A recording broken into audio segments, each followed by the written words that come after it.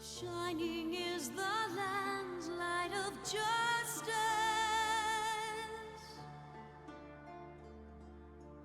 Ever flows the land's well of purpose. Walk free, walk free, walk free. Believe the lamb's alive. So believe.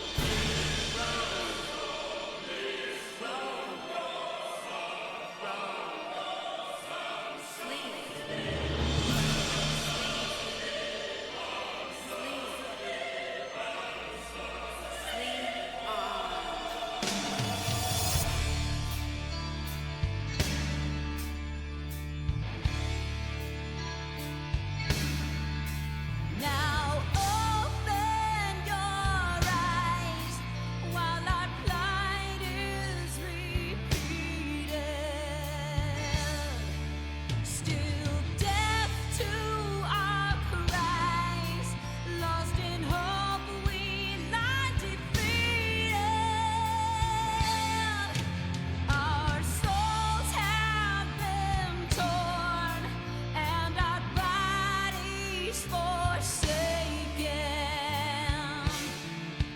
bearing sins of the past, for our future is taken.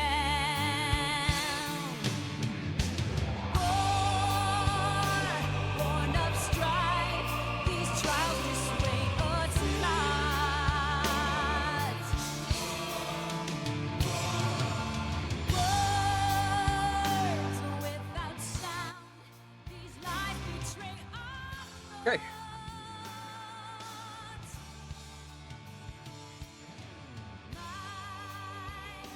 Took a little bit longer than normal to get ready, but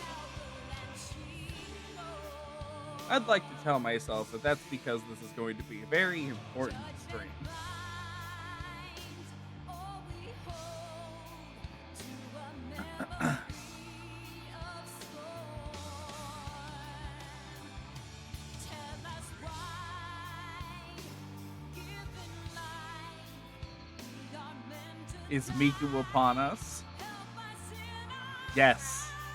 Yes, she is. Also, hello, Robert. Hello, Jay. Good to see you, dude. Great. And now I have Honeybee Lovely stuck in my head. Thank you.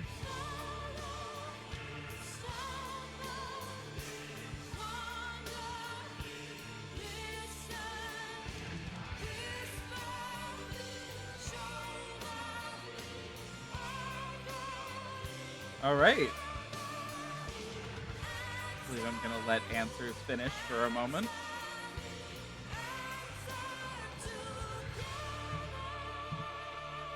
This is Answers, of course. This is the main theme of Final Fantasy XIV. to bear rapture and sorrow, to listen, to suffer, to entrust unto tomorrow.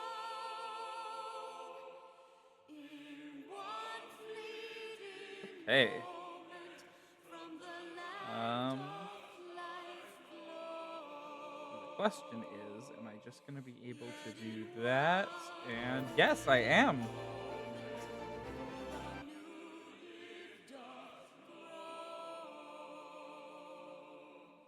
In the same fleeting moment.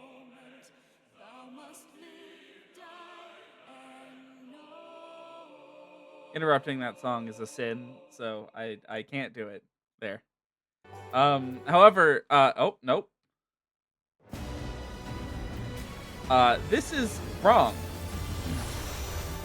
We can't be starting with Dawn Trail. We gotta get a little bit more original.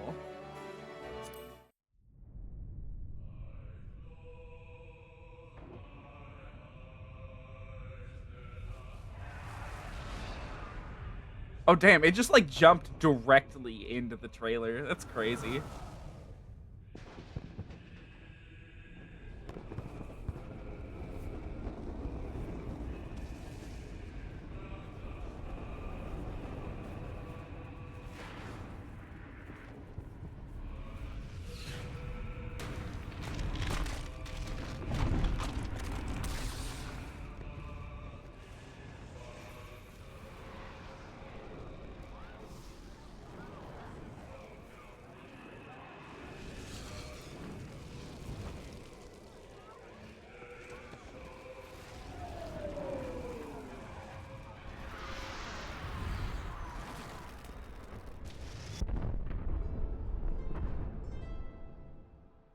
It's been a while since I've seen this.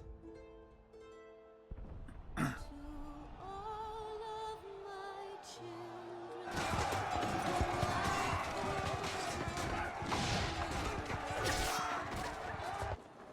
to all of my children, to whom death has passed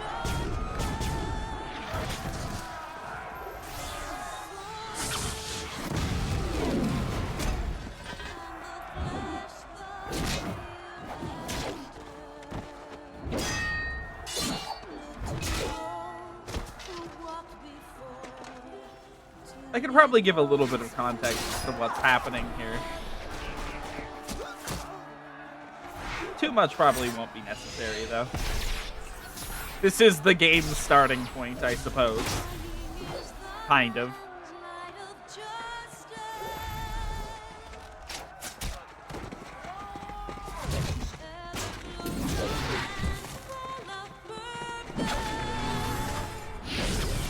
What they're depicting here is the ending of 1.0, the original release of the game, which was notably one of the worst MMOs of all time. So they completely shut it down and rebuilt the game from scratch. And this is the shutdown.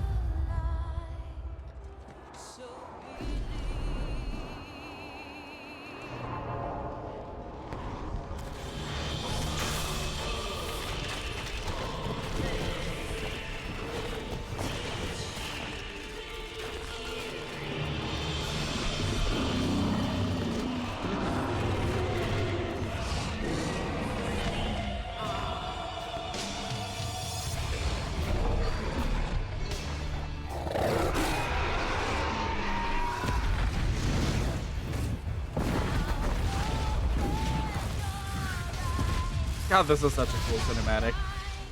It is one hell of a way to shut down a game, yeah. It's really cool because this was foreshadowed in the game with several patches, where a bright red star in the sky was getting bigger and bigger, and it was the moon that was going to hit the planet here.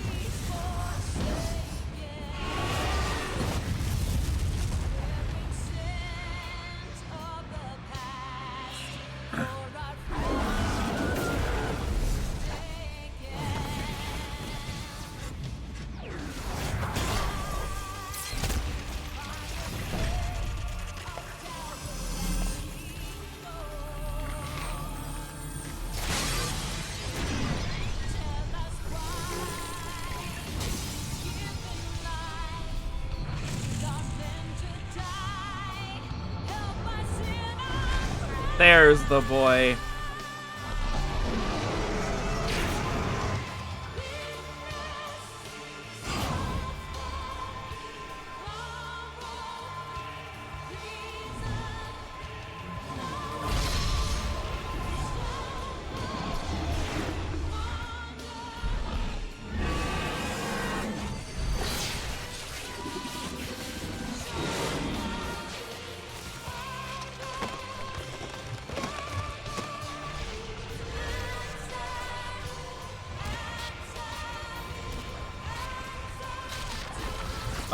This is actually insanely important. They reference that later, and I don't think it's ever shown outside of this trailer. From the land of light in the same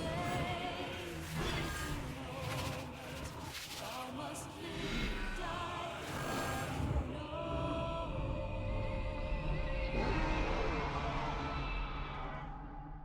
You call it the worst ever. It is one. It is a horrible MMO. Well, it was.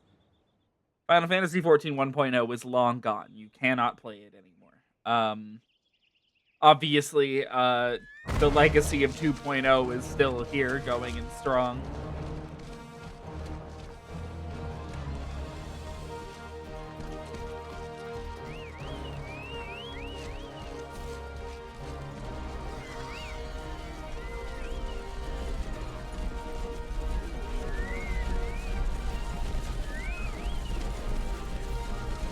Oh, yes, and Answers is, like, I think the only song in the soundtrack directly attributed to Nobuo Uematsu.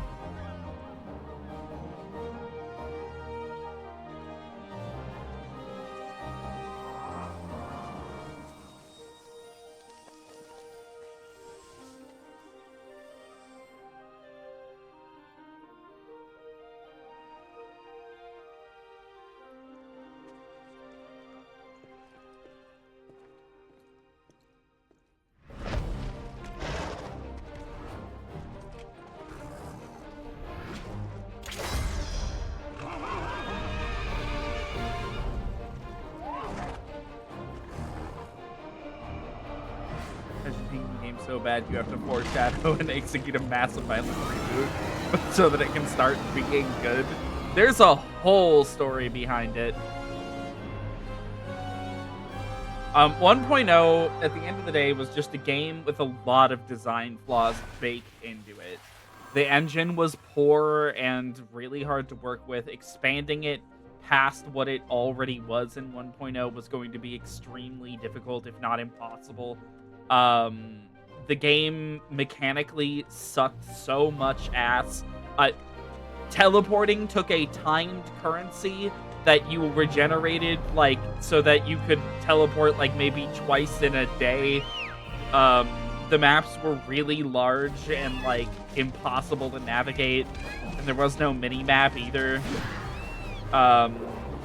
Leveling was, like, in a weird tiered system, where, like, you capped out for a week on leveling a class. The combat was fucking horrendous. I never experienced it myself, so I can't exactly explain why. But I can tell you that it was horrible from everything I've heard about it. The game launched with no dungeons, I believe. I think it was all overworld content and a couple bosses. Dungeons were, like, had to be added later. Oh my god. Jesus. This title screen. Alright. So, when I log in, the first thing it's going to show is my current character. Yes, hello, Soul. We're gonna move on. I've picked out Goblin as our world. I don't want to switch data centers, because switching data centers every single time I want to play on this character would be really obnoxious. So instead, we're just doing Goblin. Teleporting uses a timed currency in an MMO. Yeah. Horrible idea. And, I believe it is this one? Yes, Hatsune Miku. Here she is. She doesn't, I don't know, look a ton like Miku. I think, honestly, I might adjust her her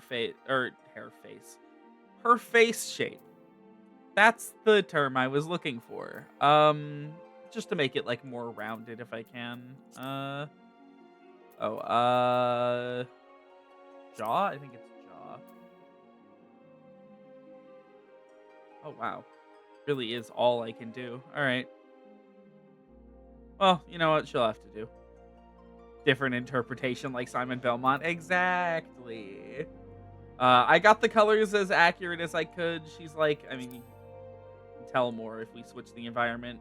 She's got like that like teal, like blue-green color on most of her features. I wasn't able to work in the pink anywhere because Miku's main colors are like blue-green, pink, and black. But I figure we can work in some pink, you know, later into her outfits and such. As for her birthday, January, February, March, April, May, June, July, August 31st. The actual canonical Hatsune Miku birthday. That this is all you just literally ignore this. Like the rest of this, they basically just have a weird calendar. As for her, so these are the 12. These are the guardian deities of Eorzea. They each have different meanings. I'm not covering all of them here. There's too many of them. I'm giving Miku Menfina, Keeper of the Moon, Goddess of Love. Commands the element of ice and is associated with the second moon. Menfina is the sister of Azemia, divine lover of Oshan. She is most often depicted as a maid carrying around skillet. Her symbol is the full moon. We're going with Menfina. Miku's a singing program. She's got a lot of love songs. That's kind of just where that begins and ends. Also, if I'm not mistaken, like when we eventually get to see Menfina, she does have this hair color or something pretty similar. Menfina, let me double check that. Yeah, she's got like blue-green hair as well, so. Okay. This is why Miku didn't already exist. I have to pick a starting class for her. So, the starting class determines where we begin the game. There's 3 starting quest lines that go up through level 15. After that, the game joins into goes into a conjoined quest line that runs throughout the rest of the runtime. But for those first 15 levels, it's determined entirely by what area you start in. So there's 3. There's Gridania, which is where Maul started. So I'd like to avoid Gridania if I can. If you're curious about the Gridanian questline, I've already covered it. There is Limsa Lominsa, and there is... Oh. Okay, my phone just had a weird little episode. It should be good. So there's Limsa Lominsa, which is like a pirate town. It's a big port city. And then there is Ul'dah, which is a merchant city. So I'm open to suggestions. I have no plans personally as to what classes Miku will play. I will let you guys entirely dictate what classes we do.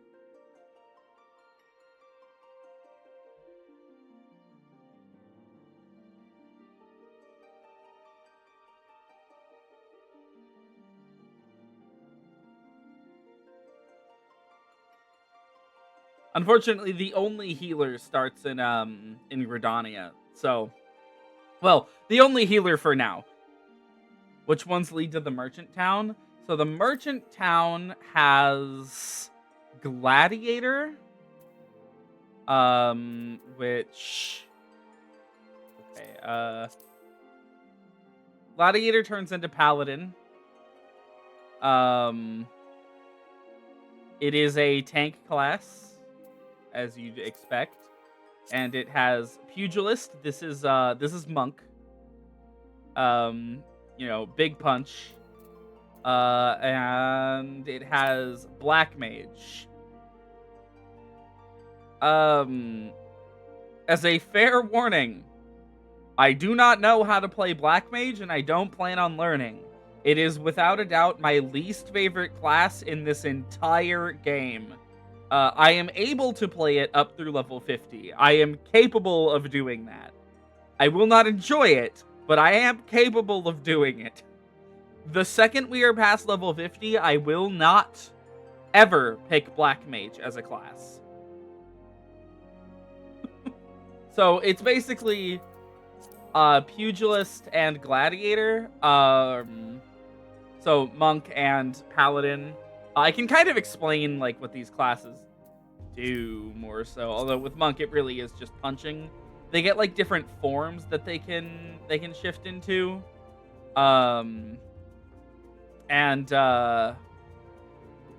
It's not like a big change or anything. It just kind of changes what buttons are glowing on your hotbar. And then Gladiator here, this is kind of the most basic tank. It doesn't really turn into anything special until after the second expansion, where it gets a bunch of spells that it can use that really sets it apart from the other tanks. This is a very basic class for the beginning of the game, but it is a very capable one, if anything. All of my... I'm a little bit biased. All of my favorite classes start in Limsa Lominsa. That would be Arcanist. This is Summoner, but it can also be Scholar, which is a healer class. I like both. I don't really know how to play Scholar past level 70 yet, but I'm willing to learn. Summoner is the easiest class in the game, and also one that I rate on pretty often, just because I enjoy the aesthetics of it. I believe they also have Warrior here, which is a different kind of tank. This one's sort of like a Berserker class, where they're about like going crazy. They also have like some of the best self-heals in the entire game. So, you know, very interesting spread of classes from Limsa. I think the Limsa storyline does kind of not really fit in as well with the rest of the game as the original, or as the other two.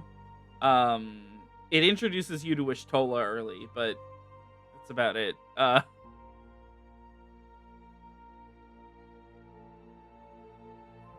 Obviously, the remaining classes are all Gridania. So Conjurer, Lancer, and Archer. You know, nothing wrong with Archer. I quite like it at higher levels. I think it is exceptionally boring at low levels, though. Doesn't get anything that really makes it special for, like, quite a while. Lancer as well. Very bog standard DPS. Just kind of hits buttons in a combo. And Conjurer is a very basic healer, but it is a very basic healer that gets progressively more and more unhinged as you go through the game. Eventually, your party member's pain turns into ammo that they fire at bosses. That is one of the higher potency attacks in the game at a certain point. Granted, they can't really do it consistently, but...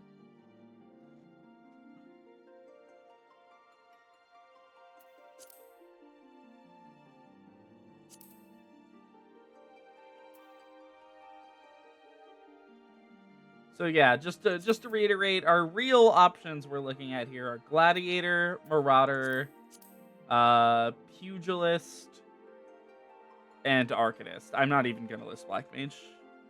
Channel their pain into a burst of death. That's White Mage, actually. That is White Mage. You are nothing to the White Mage, if not blood for the Blood Lily.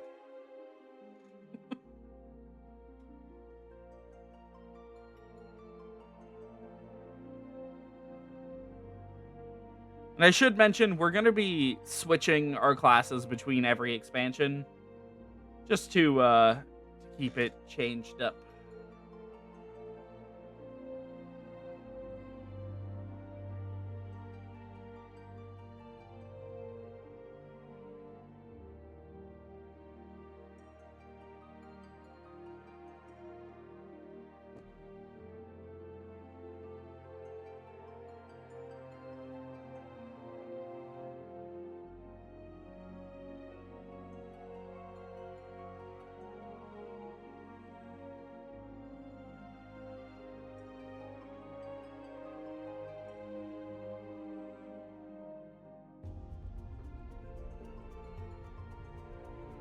Summoning a carbuncle, a fan of that.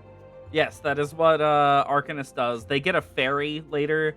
They're able to summon some of the bosses once you get up to the highest levels of summoning. They're a very neat class. And one that I already raid on, so I'm intimately familiar with it.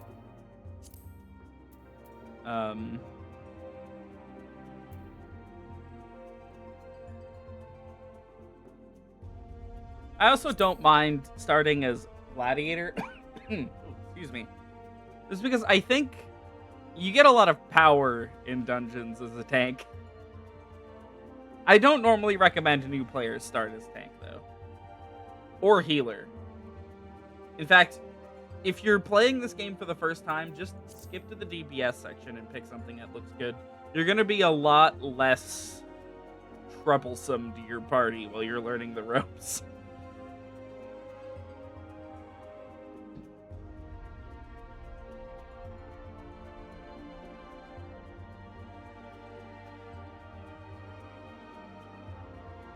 Of course, I don't need to worry about that.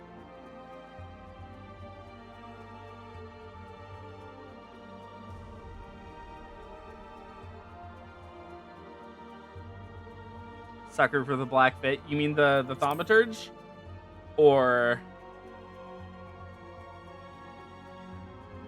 This is the one they put on the box, I think.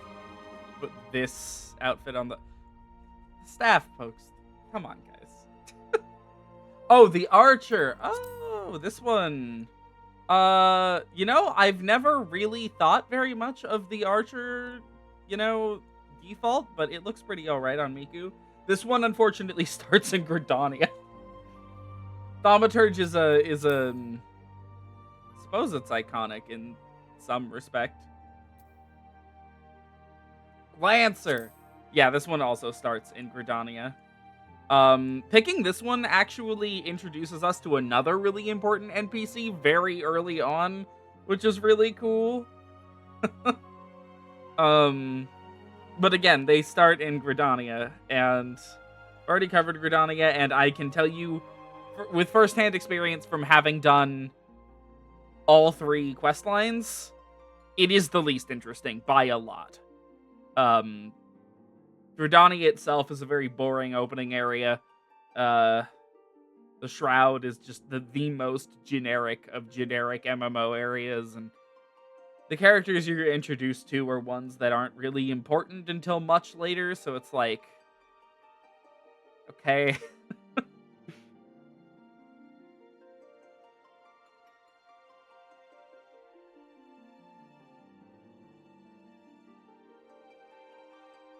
Carbuncle? Arcanist? Alright. We're gonna do Arcanist then. I am going to throughout our Arcanist is of the starting classes, I think the weirdest one mechanically. Because actually no, of all the classes in the game, it's the weirdest one mechanically. It's very straightforward to play. But for some godforsaken reason, what you are looking at is not one job. It is 2 jobs. And I simply do not understand why they elected to do that. You can play as either Summoner, which summons a carbuncle and sends a carbuncle out to hit things and changes it into different shapes. Or you can play as a Scholar, who is a healer, who uses the carbuncle as a portable healing spell. We're gonna do Scholar. There's a few reasons for that. I think mainly it just gives us faster queue times. But we won't have to worry about that for a while. Alright. Miku is officially starting as Arcanist. Locking in as Miku Hatsune.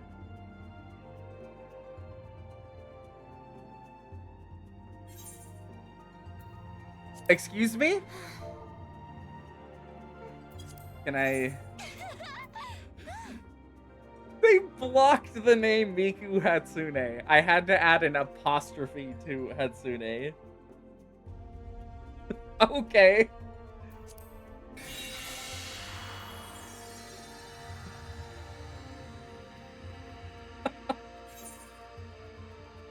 Ah. Yeah, that'll happen.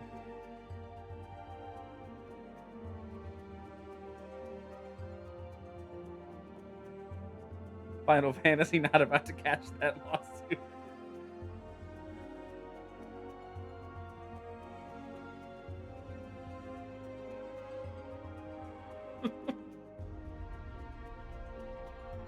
They have a lot of weird little rules like that are generally not enforced. You're not allowed to use celebrity names, for the most part. Um, and they have like a restriction on the instruments in the game on playing copyrighted music. They never enforce any of this though. Like it never comes up.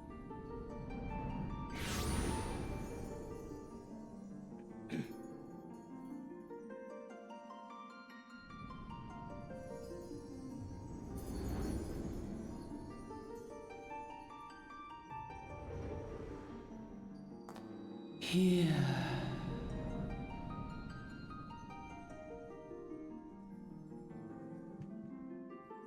How's the audio, by the way? Is the game loud or am I quiet? Feel.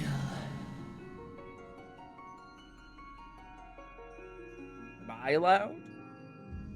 I'm probably loud.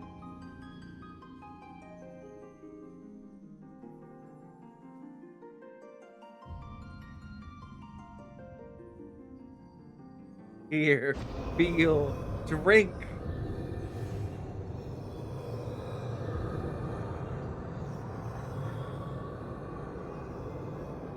Here. Feel. Think.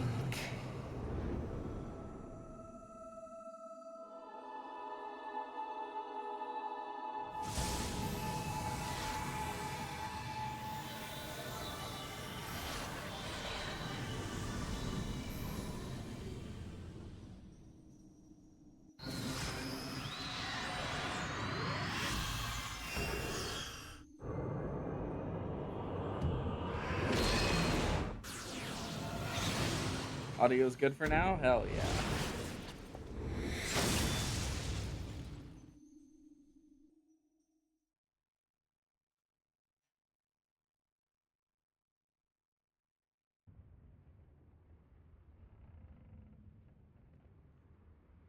Alright.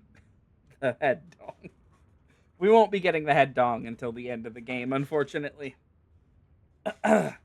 Oi, y'all right, lass? This will be the fun part, is having to voice all of the dialogue in the game. You were moaning in your sleep and sweating buckets besides... Oh, Jesus. Rolling of the ship got your stomach churning, has it? It's been a while since I've been here. I forgot this man speaks in pirate. Don't seem like seasickness. Now that I look at you, it'll be the Aether then, I reckon. Some are more sensitive to the stuff than others. See, and we ain't too far from Vilbrand now, which is chock full of Aetherites. No need to fret, though. You'll soon get used to it.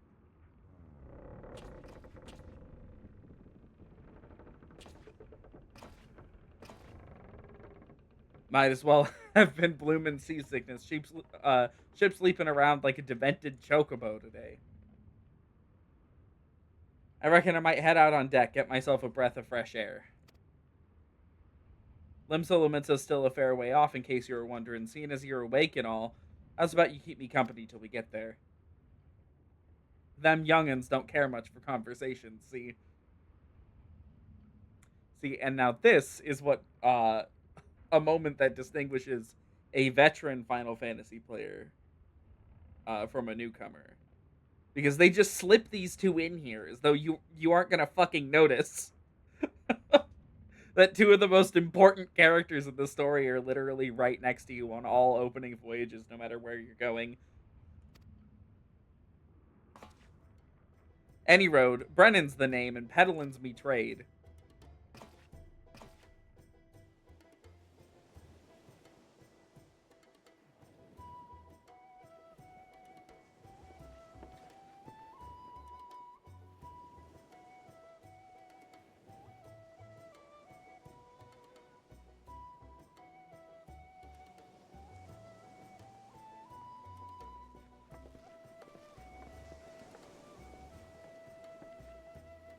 Ah, smell that salty sea breeze. Now then, lass, judging by your unusual garments, I say you're one of them new adventurers. Am I warm?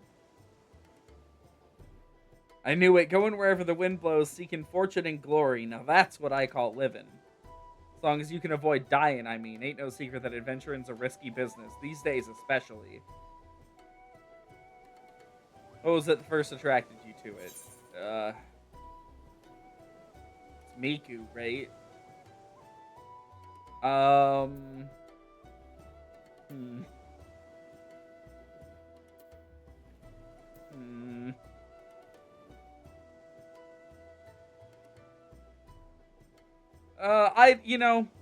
Miku'd probably want the money. Fortune, eh? Well, it's a dream we've all had at one time or another. Once you've learned to handle yourself in a fight, you'll want to pay a visit to whichever crafting or gathering guild tickles your fancy. Limsolomence is renowned for its smithies and armorers, not to mention its fisher folk.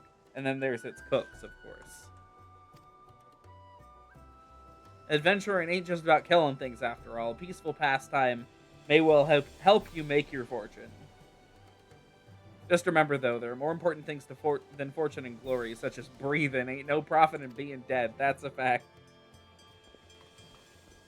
Oh, yeah? Just you watch me.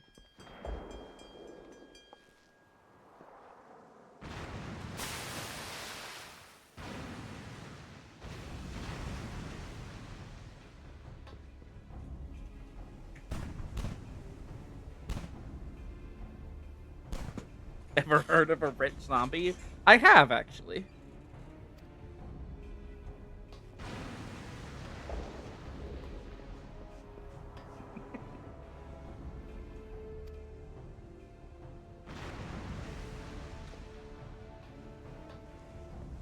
Have you no sense? Get below. Okay. Was his first name Rob? He is now. His first name was actually Eldritch. His last name was Golden Lord. His middle name is the... What is the world coming to? Pirates firing on a ship flying Lominson colors. Bastards either have a boatload of balls or bugger all for brains. You can rest easy, friends. We made it out of cannon range, and no buccaneer's bark will catch this flighty temptress once the wind's in her sails. It's too bleeding close. Glad one of us kept her head on her shoulders. I reckon I'd lost mine otherwise. Them pirates gave up the chase. We must be close to port. Let's head up on deck and have a look, shall we?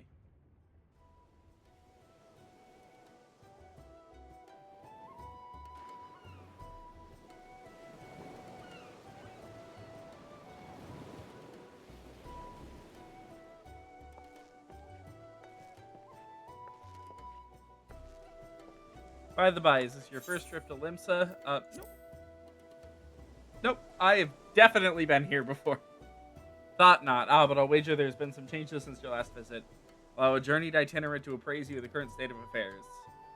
Limsa prides itself on being Eorzea's foremost naval power.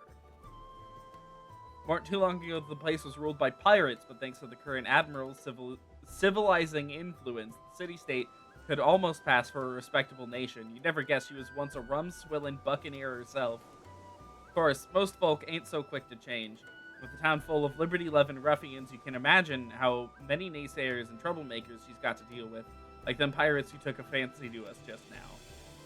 And if that weren't bad enough, I've heard the Sahagin are raiding the coast just as bold as you please. Them are the sea-dwelling beastmen the locals call fishbacks. You shouldn't call them that, in case you didn't know. At long last, land ho.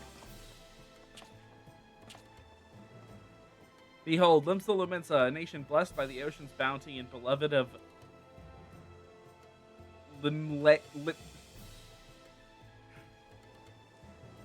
almost 3,000 hours in this game, by the way. Limlayan? I have no clue how to pronounce that. Goddess of navigation. Learning new things to not call people. If you pay attention to what people call non-human entities in this game, you'll learn a lot of those, actually. On a windswept isle in the southwestern corner of the realm, amidst the roiling waves of the Rotano Sea, lies the maritime city-state of Limsa Lominsa. The game is going to do this a lot. Voice acting is going to fade in and out. To this haven for bandits and brigands, cutthroats and curs, seekers of both freedom and fortune, comes a lone adventurer.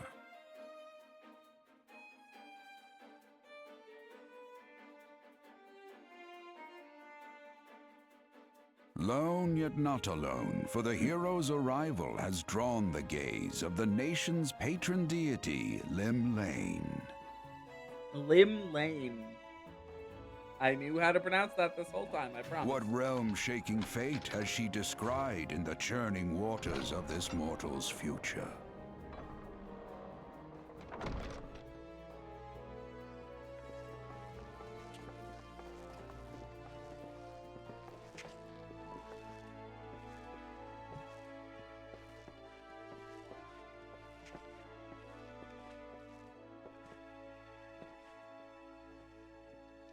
And there it goes. It's gone.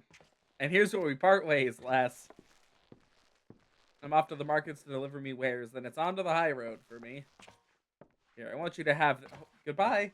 I want you to have this for thanks for saving me arse earlier. Hey, you never did tell me your name, did you? Well, here's an idea. Become the sort of storied personage I can brag about having met, and I'll consider us square.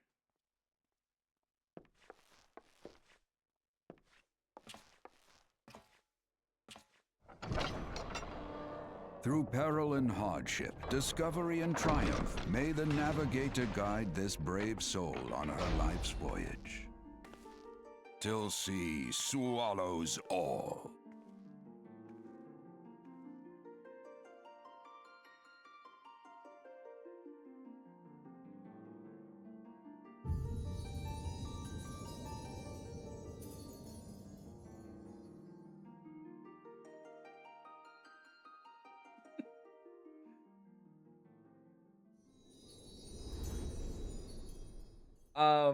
You know what I am now?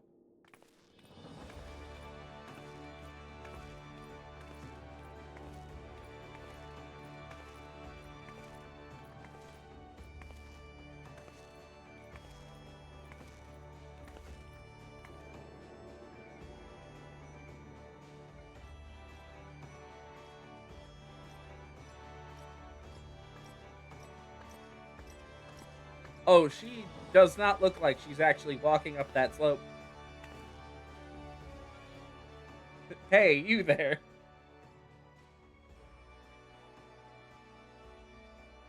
I mean you. This is my district, and I make it my business to know all the scum that washes up in it.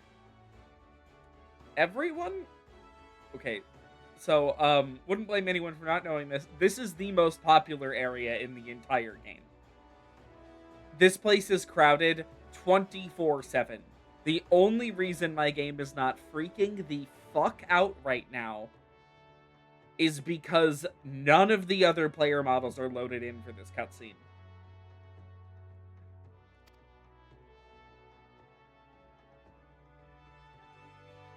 Ah, an adventurer fresh off the boat, is it? Well then.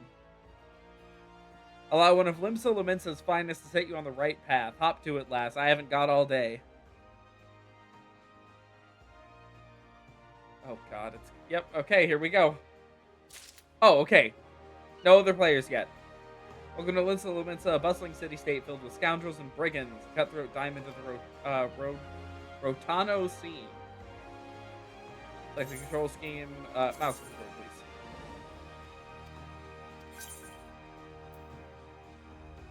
No. A few things I gotta do here first. No play guide, no teleport menu, no return. Sprint can go here for now. I'm just gonna move everything a little bit.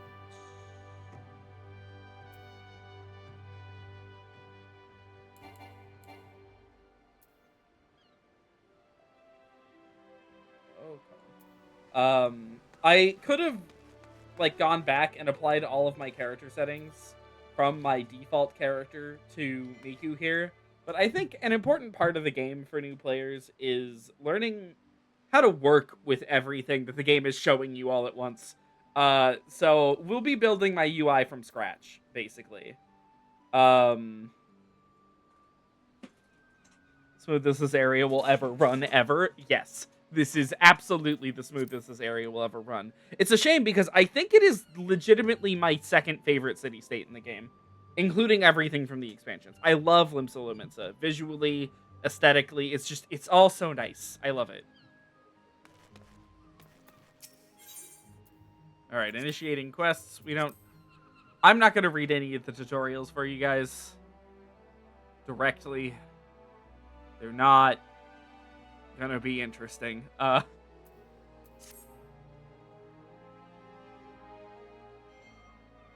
then, I'm sure you're itching to explore, but adventurers are required to register their presence in the city, and without a bit of local knowledge, you'll like to get your throat slit in some piss-stinking alley. So before you do anything else, get yourself over to the Drowning Wench and enroll with the Adventurers Guild. It's not far, just head straight down the street and speak with Greffar. These guys are called Rogadins. We're gonna see a lot of really, let's call them interesting Rogadin names. They have really strange name conventions. I'll show you how to work that big moving platform we call the Crow's Lift, and that'll take you up to the pub. Once you're there, look for a fellow by the name of Baderon. He's the proprietor of the Wench. He might curse like an ale-sodden sailor, but the man's got a soft spot for wide-eyed newcomers like yourself. He'll set you straight. All of that good. Now run along, and the navigator guide you on your journey. Begin a quest, blah, blah, blah. So it's going to put everything we're doing over here. This is our quest list.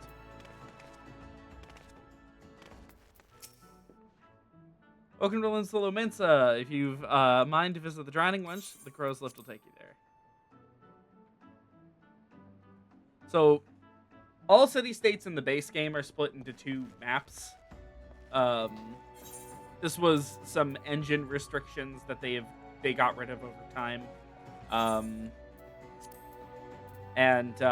So there's Limsa Lominsa upper decks and Limsa Lominsa lower decks. And let me tell you, navigating this place as a newcomer is a fucking nightmare. Because these maps are layered on top of each other. So, like, here's all of Lenosha. This is what Limsa Lominsa looks like when you just have the full map up. Navigating this place kind of sucks as a new player. It's really annoying.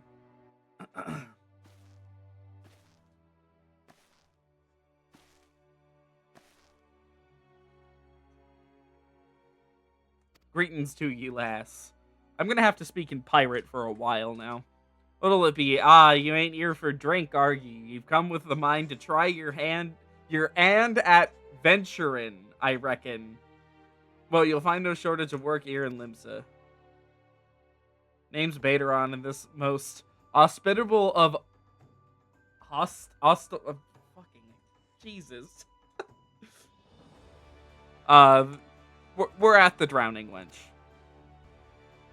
This is why they didn't voice the cutscenes. This is also the home of the Adventurers Guild here in Limsa. That's why we've got a desk specifically for Andalin Guild business, and why I seem to spend more time saving the necks of whelps like yourself than wetting the throats of irregulars.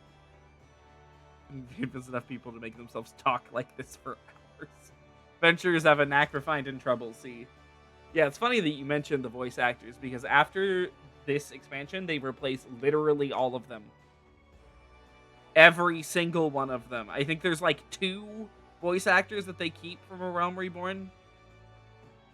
So, you know, don't get too attached to how anyone sounds. They're going to sound different later and better.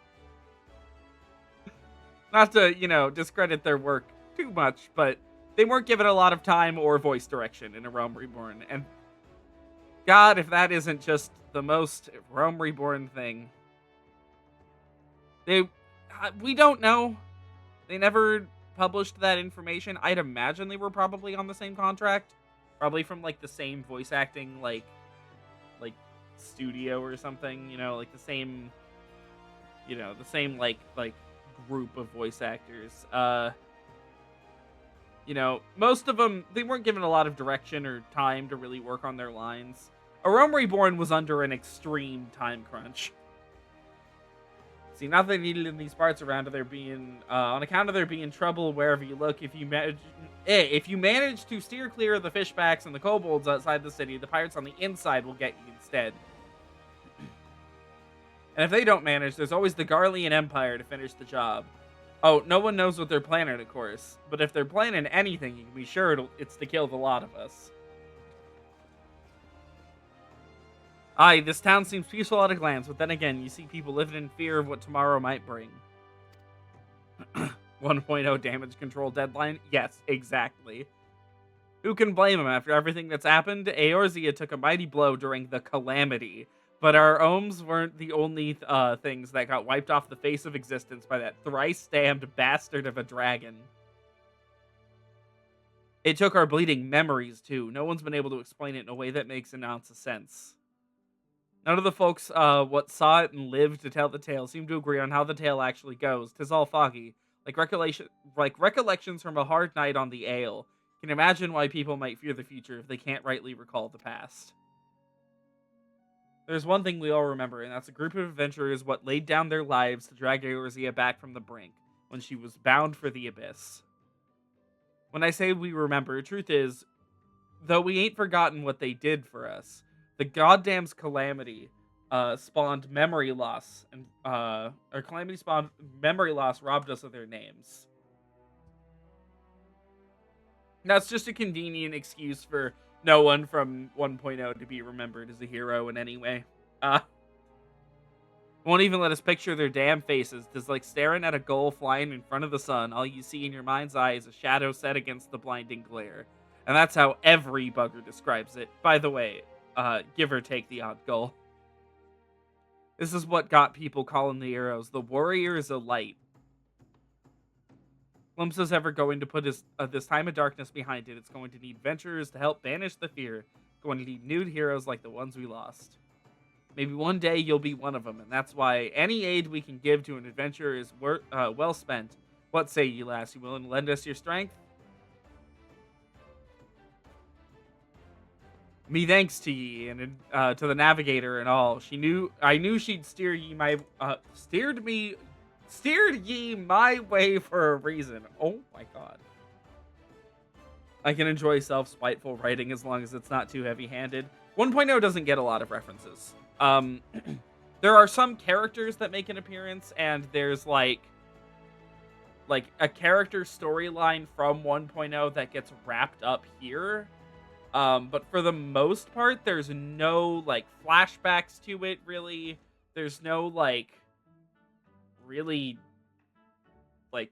there's no quest line in the game to re-experience 1.0 in any meaningful capacity either. It's just kind of been memory hold to that extent.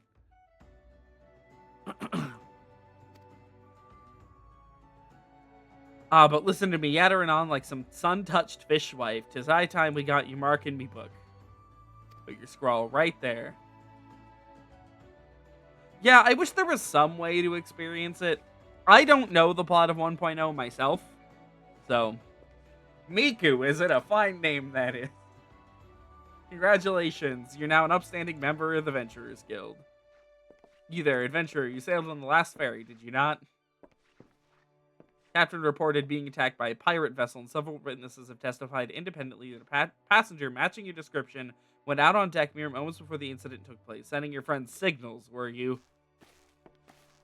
Hold on just a moment there, officer. You got the wrong lass. Actually, no, you have the right lass. Miku's a pirate. I've decided now. This fine, upstanding young lady is me dear departed grandma's sister's niece's cousin's closest companion. The last wouldn't be caught dead fraternizing with such unsavory elements. Is that right? Ahem. You are surely aware of the recent kidnappings. Respectfully, then, we cannot be too trusting of outsiders at a time when loyalty of even our closest friends is in doubt. Aye, you make a good point there, officer. A very good point. Very wise. Needn't worry, though. I keep one eye open at all times, me and two more often than not. Now, sir, what say you do a tankard of your finest ale for you return to your duties, eh?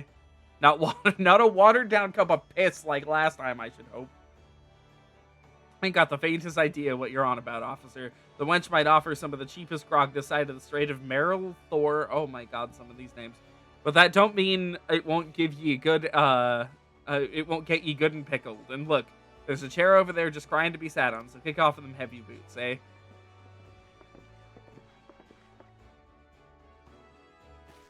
Have to excuse these bloody eager yellow jackets. There's a spate of kidnappings, you see, and they ain't got a clue who's behind them. Naturally, they've taken to clapping irons, like handcuffs, on anyone who's vaguely suspicious, which means adventurers, visitors, basically every bugger else in this town. Don't take it personal, though. Us Laminsons can be headstrong, a bunch of bastards, 'tis true, but given time, we'll grow on you. Now, where was I? Oh, welcome to Limsa Lominsa. The sea's as green as the faces of me patrons after a few too many black belly whiskeys. Take a moment to gather your wits and we'll get started with learning the ways of the city. The tutorial for this game is very involved, by the way.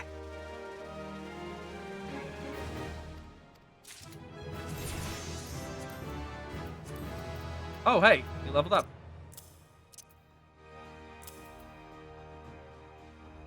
I will explain what our abilities actually do when we need them.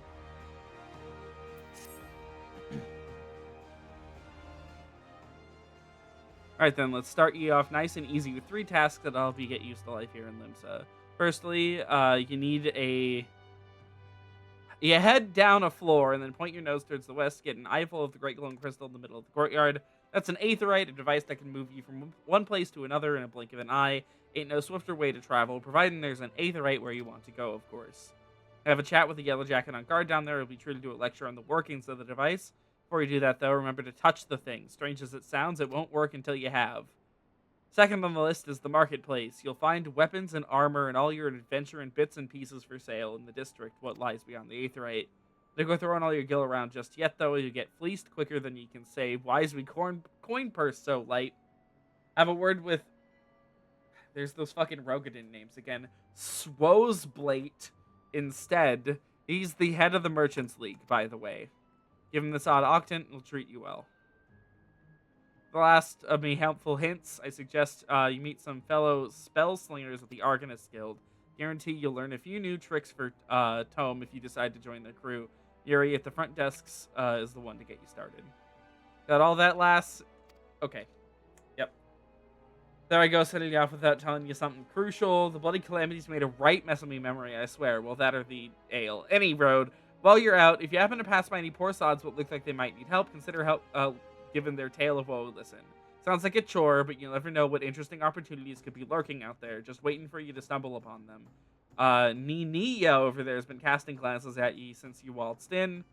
Why not lend her an ear and see what she has to say? I find yourself running odd errands in the beginning, but once you build a reputation as a woman folk can trust, jobs will get harder and the words will get more generous. If you have the time, seek the advice of the smith there in the wench. The lads, as bear the title, have some fine advice, so I'll just explain. The smith here is a tutorial NPC. He will show you how to do combat. I mean this deadly seriously. If you are new to Final Fantasy XIV, do the smith's tutorials. All of them, including the ones that unlock at level 40. Please! He will show you how to play the game. I cannot tell you how many times I have seen new players messing up mechanics that are taught to you explicitly by the smith. Things like not tanking a boss towards your party. If you are tanking and you have the boss's aggro, do not face them towards people. They'll just start killing people. Okay, I must accept the quest of making a name.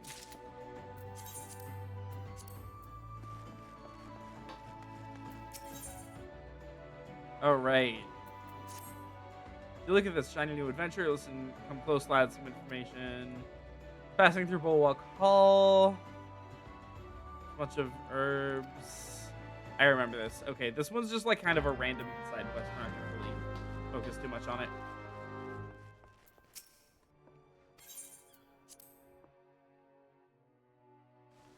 About to give me, yeah.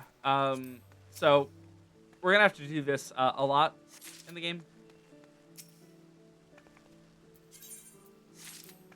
God, the game loves giving tutorials.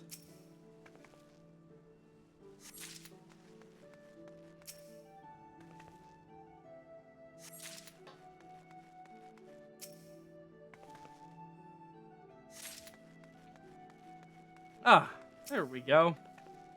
Now we've got players.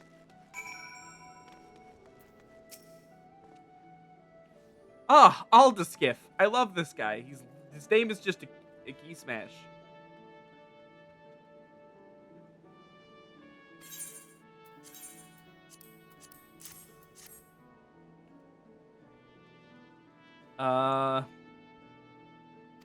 Okay. Goodbye. Yep.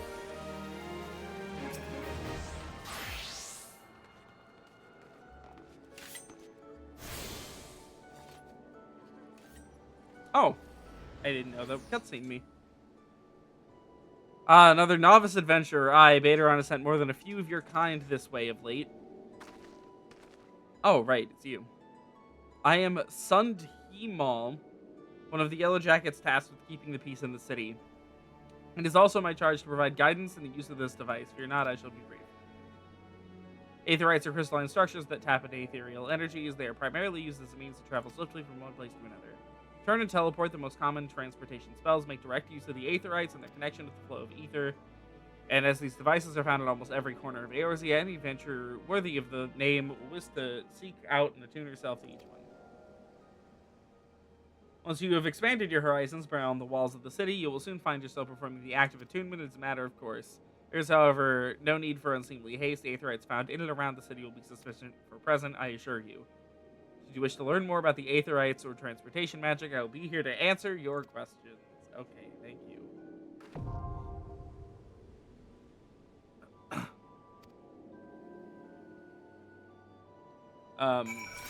Really long-winded explanation to say that, you know,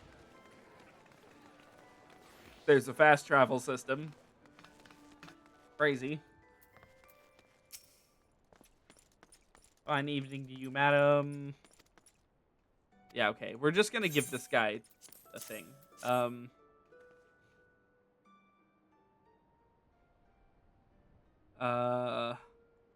don't think there's anything really important in here, like cutscene-wise. Each year you invest in arms and armor will be money well spent. Adventuring is, after all, a dangerous profession by its very nature. So that saying that Hawker's Alley boasts stalls specializing in the tools of every magical or every discipline available. Within a few steps, bazaars and apothecaries will most amply supply you your potions and perishable needs. Our keen-eyed agents procure a frankly befuddling range of wares during their sojourns to distant shores, so it pays to become familiar with the type and price of goods offered by each stall. Such knowledge will serve you well if the purse is light or the time is short. We're never going to be really buying any gear here, so like there's going to be some instances where we need like a little bit of gear, but it's not common. Verbal instruction of this kind will only profit you so much. Experience has been the surest teacher, if not the kindness. I invite you to explore the markets yourself. Yep, okay.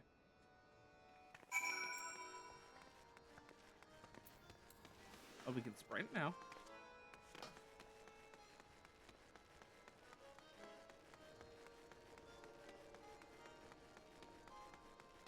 Oh, shit. I don't want to run past this. These are Aethernet shards. The Archifont, far away. Okay, so the Aethernet is like a fast travel system in a fast travel system, but you can only use it at, like, to go from shard to shard. So it's less useful than major Aetherites generally. They can only be used within the city.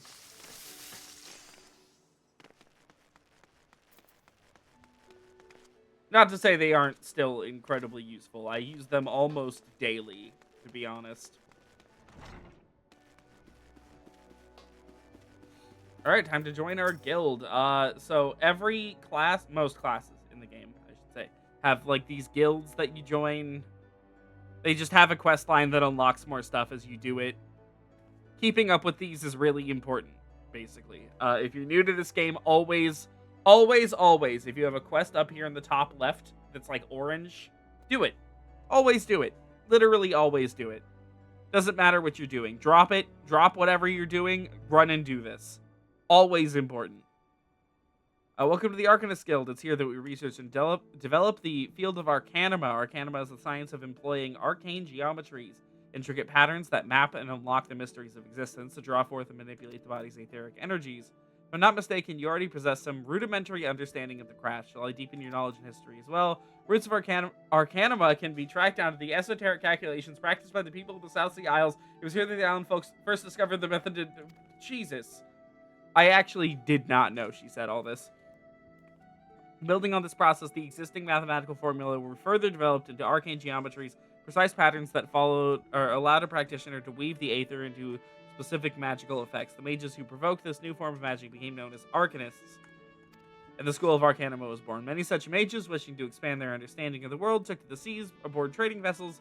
Upon their arrival in Limsa Lominsa, Arcanists found themselves welcomed to the academic elite and soon secured positions in the realms of government. Blah blah blah. Knowledge of an Arcanist, however, is traditionally passed on from master to chosen disciple. As such, Admiral Merrowwib, counting several wielders of Arcanima among her personal staff, became concerned that this exclusionary practice would lead to the eventual extinction of the art. So the Admiral's express orders, an official Arcanist guild was established, so funding was provided for research and training. Complex and demanding nature of Arcanima, however, remains the greatest threat to its own future. Wow, that actually has not aged very well. At all. Summoner, when this was written, Summoner was probably one of the hardest classes in the game, and now it is among the easiest.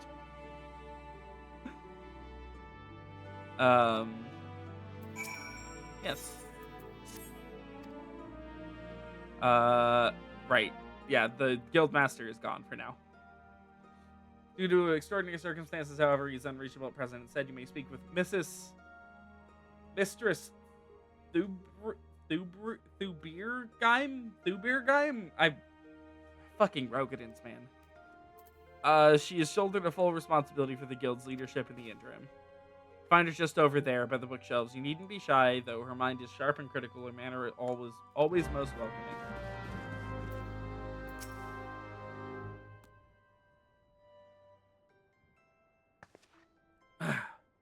Yes, I am Thubirgeim. Greetings and welcome to the Arcanist Guild. As Miri has doubtless explained, I am serving as the acting guildmaster until our wayward leader deigns to return. I assume our capable receptionist also spoke of our art's origins. Allow me then to expound upon its nature. Arcanima taps into the living energies of Aether. The evidence of this is represented most aptly, perhaps, by our ability to manifest arcane entity Carbuncle in the manner of magic which this ethereal employs in our command. Core of the discipline, however, is found in the pursuit of definitive solutions to any potential quandary, even on the field of battle. Nay, especially on the field of battle, this principle takes precedence. If one wishes to make certain the question of victory, then one must apply the most effective strategy. An Arcanist is measured by your ability to calmly analyze the situation from moment to moment, respond with the most appropriate spells at hand. Study of Arcanima will test your mental faculties to the point of perplexity. Are you prepared to reason your way through predicament after predicament? Yes.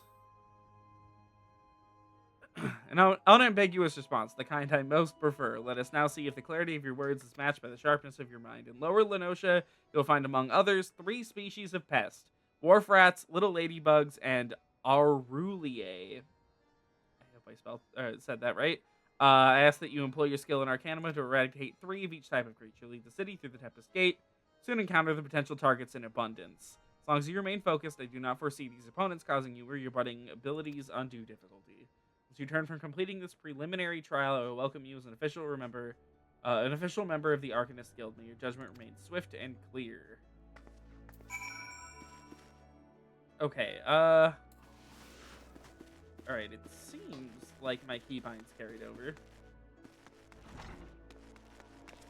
which is good.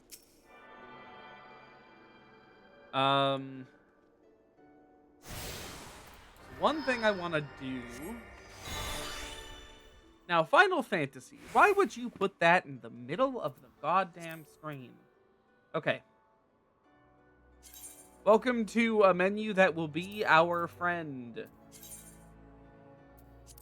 I'm going to switch this thing to 1x12 so that it is up in the air. And then we're going to take it and put it somewhere else.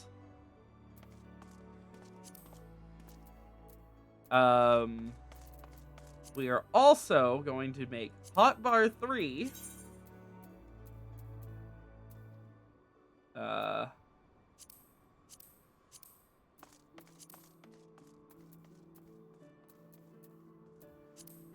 on.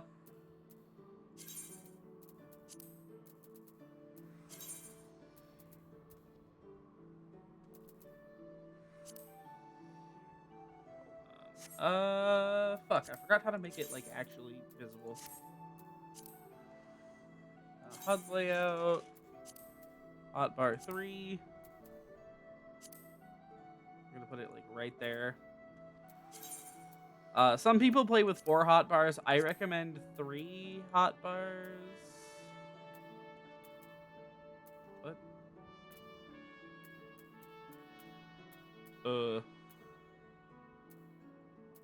that do anything? No. What the fuck? I've forgotten completely how to do this.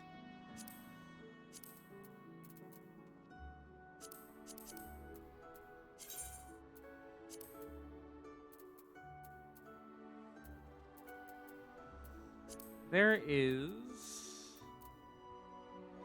Swear to God, there is some way to... Oh, did I do it? I did it on accident. No clue how. Some people play with 4. I play with 3 hotbars. Just because I prefer to click over here.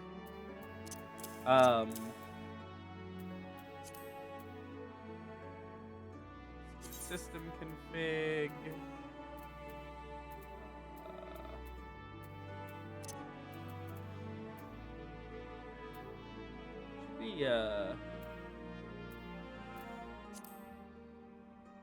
Character config, maybe?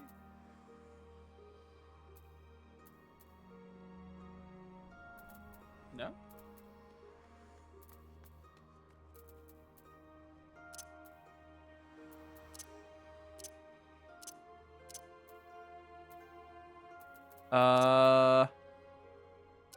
The fuck? I thought...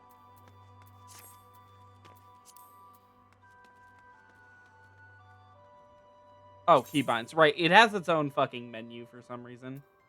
Hotbar. Hotbar 3, slot 1. And I'm just gonna do this for everything.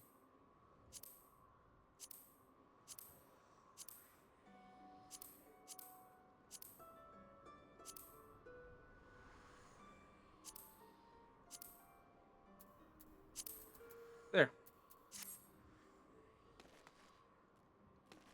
Now that should... Yep, okay. There we go. My hotbars are now set up the way I like them. I still don't know what I did to make hotbar 3 show up. I think if I had to guess, it would have been this. Yeah, okay. It's this little checkbox.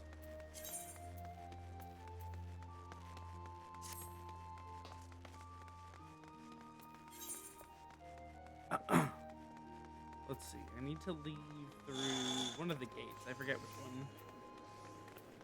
Oh no, she said Tempest Gate. That's up above. Tempest Gate is gonna be through here. We're very likely not making it to any like super exciting piece of content tonight. My goal tonight is really just to get Miku out of Limsa. Jeez, we have to get through level 15 of the MSQ, so that might actually not be possible, but we'll see.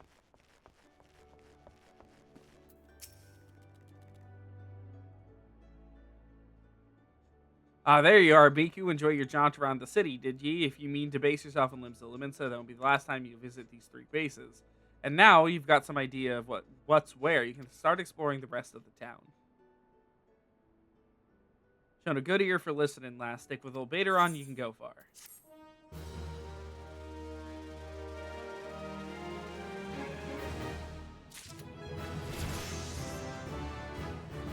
The next quest is on level 4.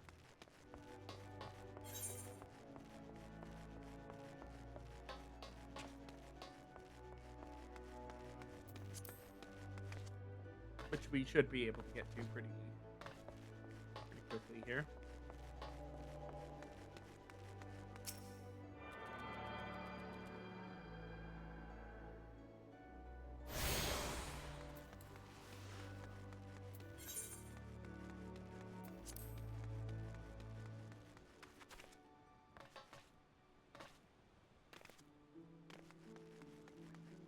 Now, I will say, one thing that FF14 is really criticized for in terms of its new player experience, you know, it's not like a new player experience that, like, you know, people hate necessarily. It's just, in terms of, like, actually, you know, being good at the game, FF14, out of the box, really doesn't work.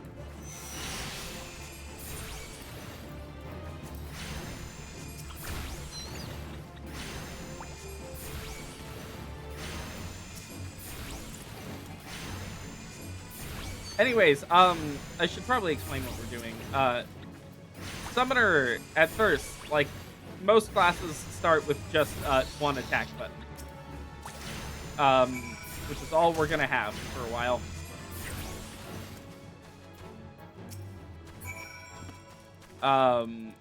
Summoner also has the Carbuncle, as you see. The little dude following me. I really hate to report this. As of Final Fantasy XIV Endwalker, Carbuncle's uses in battle have all been completely removed from the game. Like Carbuncle itself, I mean, there's still a reason to have him, but man, there isn't that much of a reason to have him. Is that a boss fate or a real fate? That's a boss fate. We'll try. Okay, item level is 3. I might be able to do it.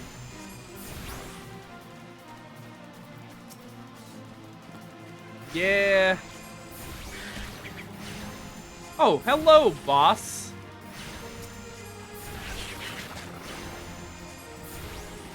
Yeah, we had such a good thing going, and they just removed it. Currently, Carbuncle's only use in battle is this ability, Radiant Aegis.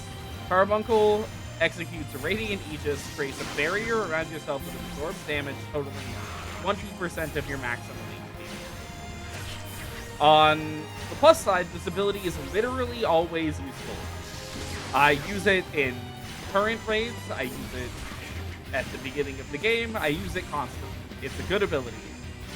On the downside, this is all Carbuncle's got. So. Now what we're doing right now is a fate, pretty self-explanatory. It's a field event. It's a field active time event. Acronym.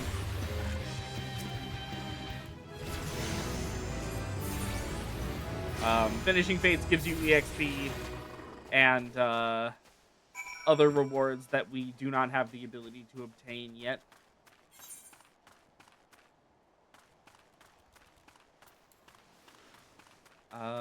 Fuck. Which way leads back to Limsa? This way. This way leads back to Limsa.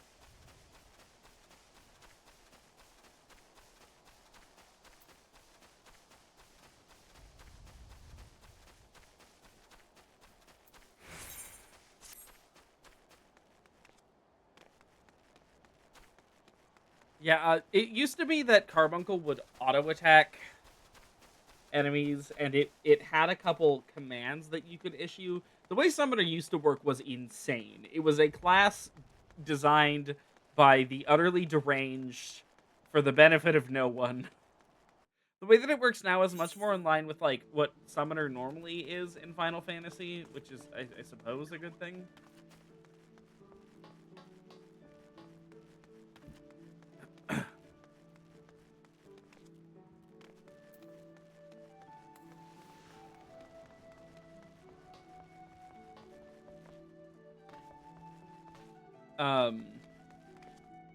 Unfortunately, they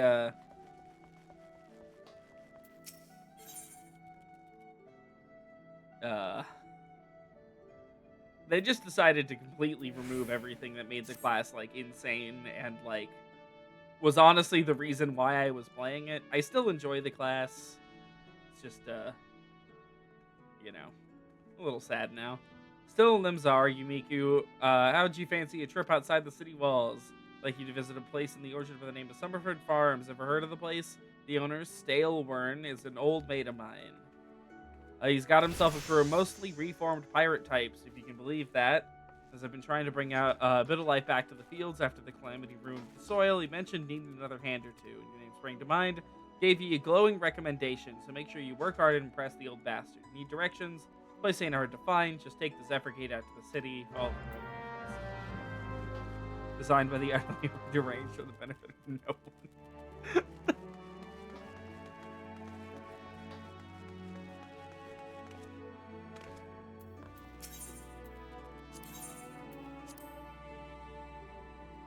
Consider it the highest compliment regardless of the offense that was made by it. I also considered that a compliment when I said it, as insane as that sounds. The way Summoner used to work was frankly just divorced from the reality of how the game worked at all at times.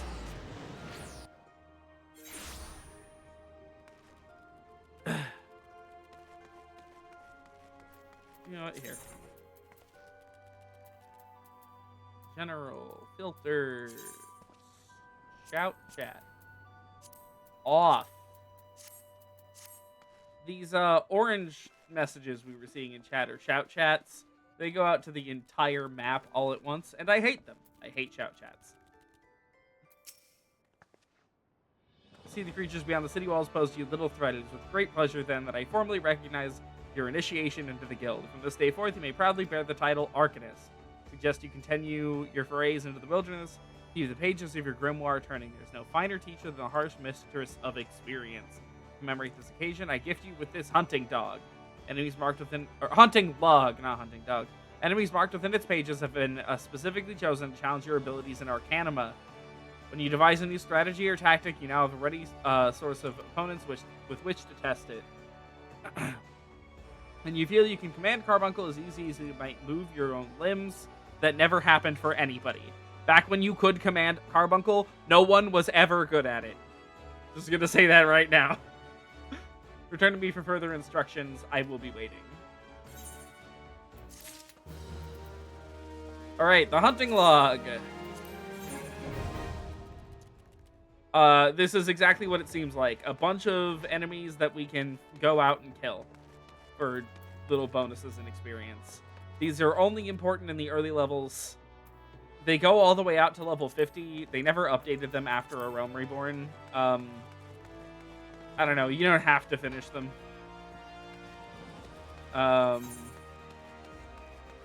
Like at all. It's gonna be weird running around without a mount.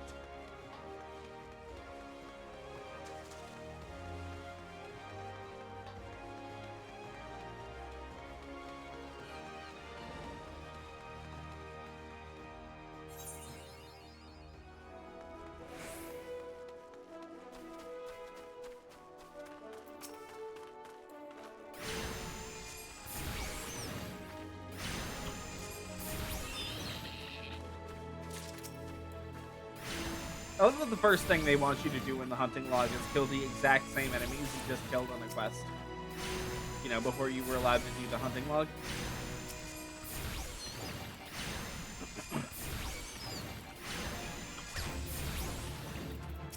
We'll mainly be doing the hunting log here just to power level a bit.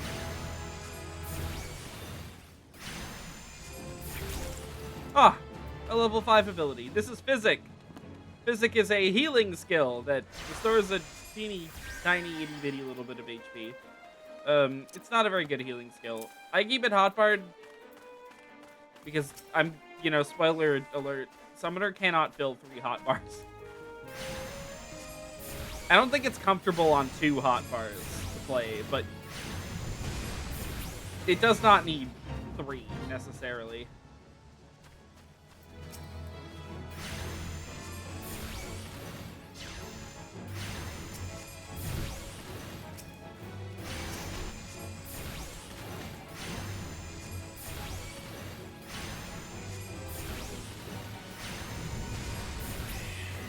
I don't need to kill any goblins, right?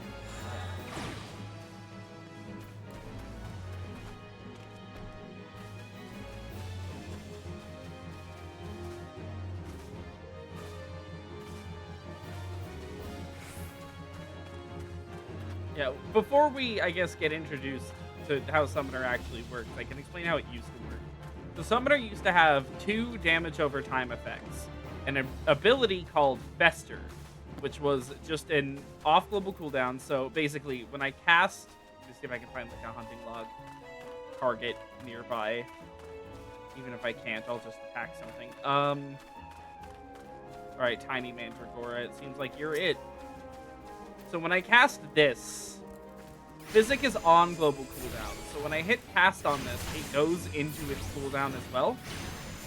Regardless of the cast time. Even if the cast completes, Physic is still on cooldown because my global cooldown is 2.5 seconds. Off global cooldown abilities are abilities that don't go into this kind of cooldown. So when I cast Physics on myself, I can immediately throw a Radiant Aegis up and then be good to go, essentially, because Radiant Aegis doesn't need to wait for a slot to be able to be cast. So Fester was an off-global cooldown ability that dealt additional damage for every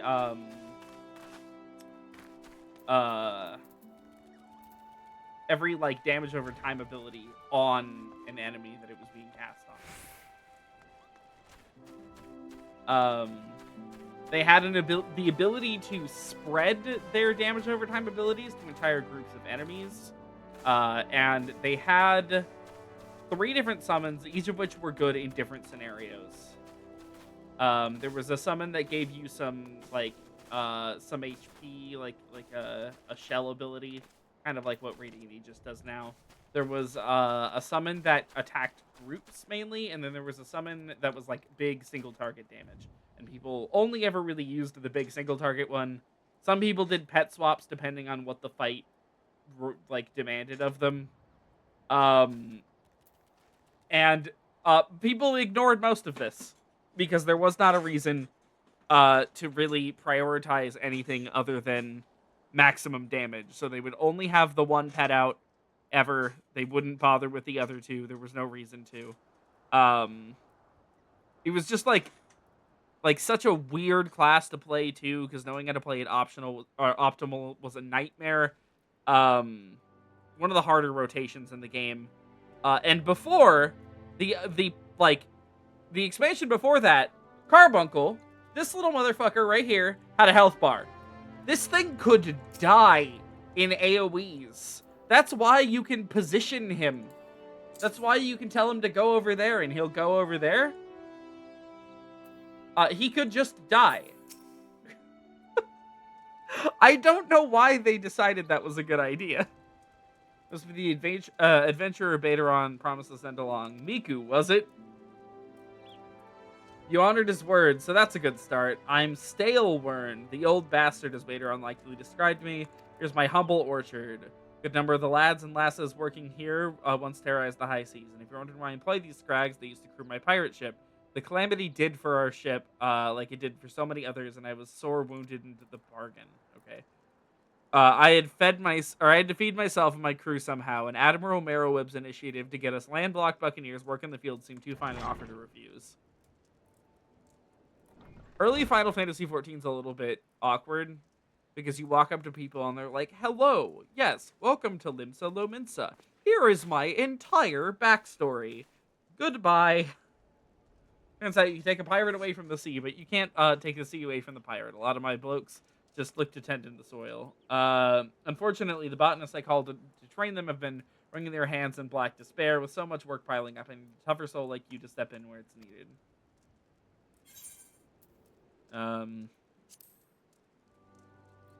Yeah, okay. I want the boots. Still position in the legacy feature made for a scrap mechanic. Yeah, I'm not sure why it's like that. Trance gauge unlocked. Trance gauge indicates the time remaining for the effects of Aether Charge. Executing this action also grants Ruby Arcanum. Just use to summon Ruby Carbuncle. Upon reaching level 15, Aether Charge will also grant Topaz Arcanum for the summon of Topaz Carbuncle, and level 22, Emerald Arcanum for the summon of Emerald Carbuncle. Each summon, when called forth, will tap into its retrospective Arcanum, granting you stacks of elemental attunement indicated on the Trance gauge. These elemental attunements will augment Gemshine and Precious Brilliance acquired at level 26. Okay, so now I need to play a guessing game. I need to remember where I put everything on my original hotbar so as to not fuck myself up. Okay, I want to say Aether Charge was on 5, Gemshine was on 4.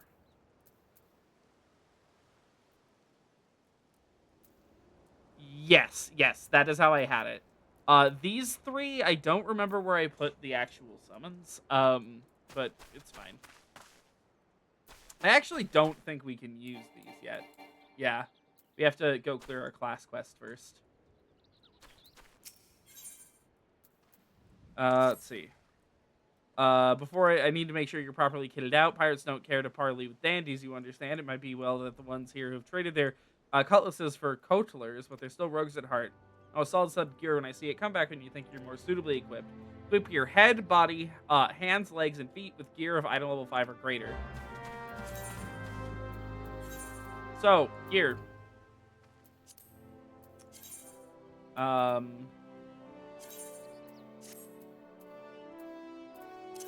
Gear. It's gear. That's it. That's the end of the tutorial. It's gear. This is equipment. Did I attune to the Aether right here? I literally don't remember. I didn't.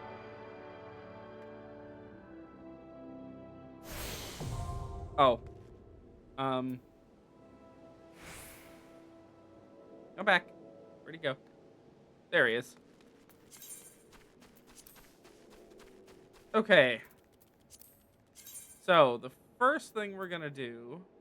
We're gonna head back to Limsa. That pet hotbar used to have more actions on it, by the way.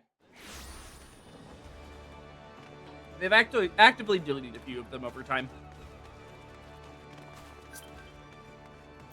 I'm not joining a fucking free company. Leave me alone.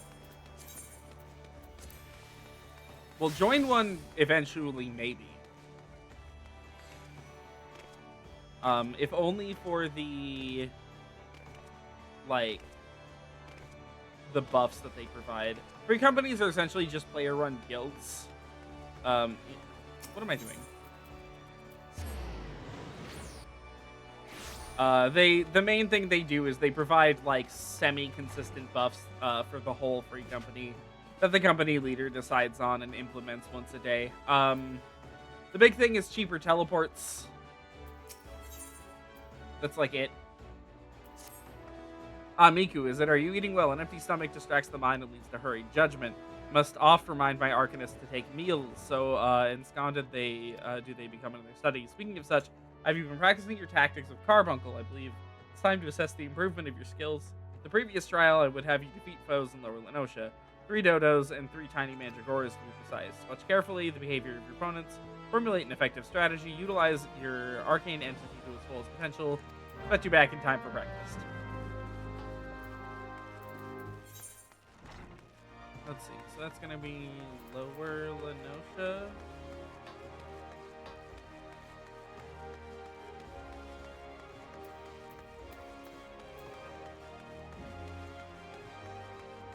You know, we're gonna take a little field trip real fast.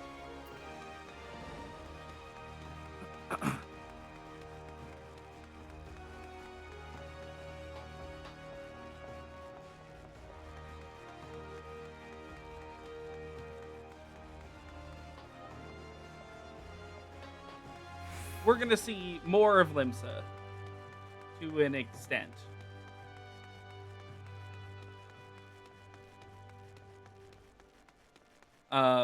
We're gonna hit all of the Aether net shards around here so that we can teleport out of the city on demand. Comes up a lot in the early game.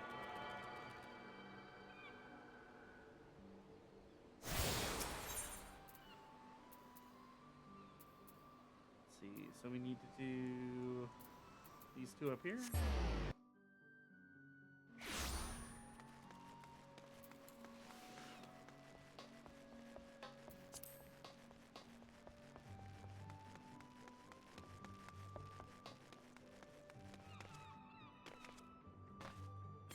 Should be able to get most of our gear from the smith, if I remember right.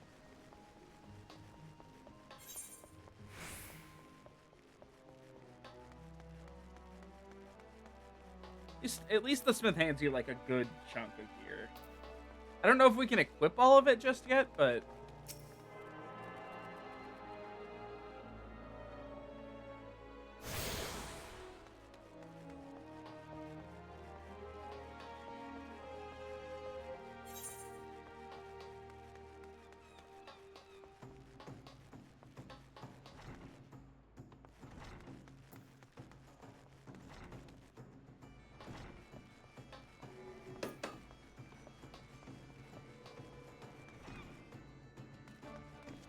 ah, shit, ran past it.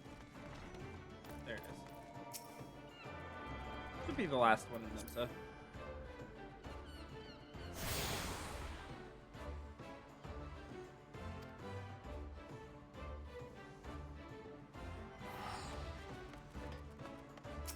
Okay.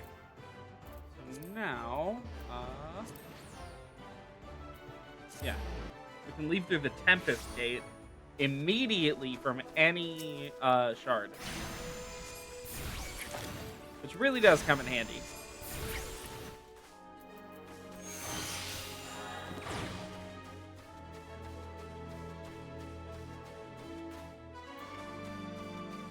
Most city-states in the game have something like that, where you can just teleport directly out if you have all of the Aethernet shards.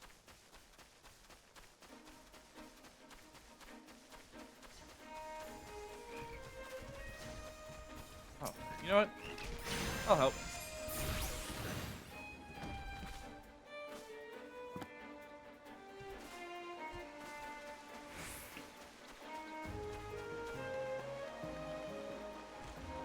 Okay,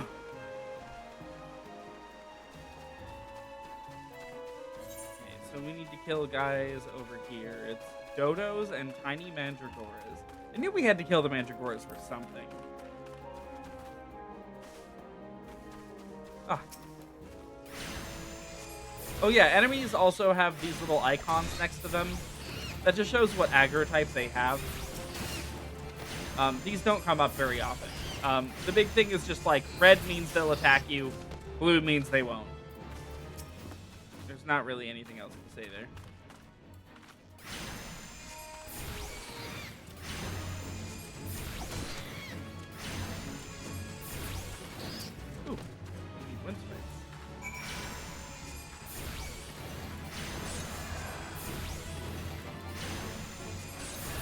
Well, since we're out here. How many of those do we need? Just 3? 3.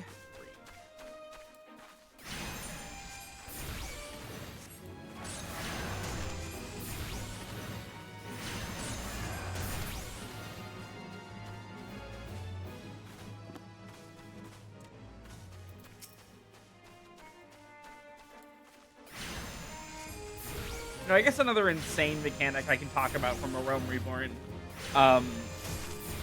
is one that it actually sounds unbelievable with how streamlined FF14 is today. Classes were not self-contained before. They had what was called cross-class skills, where a class could provide skills to other classes of its category. I'm not sure what the limits on that system were, if any. I never played with it.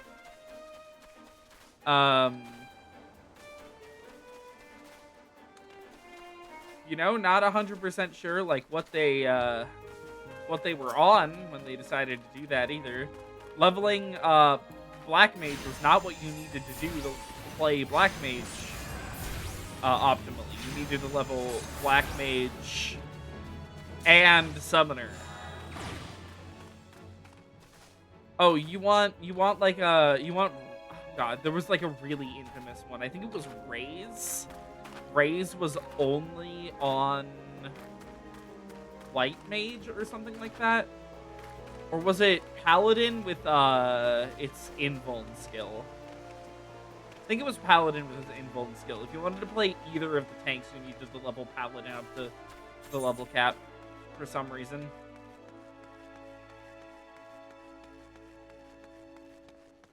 Limits, you underestimate their power.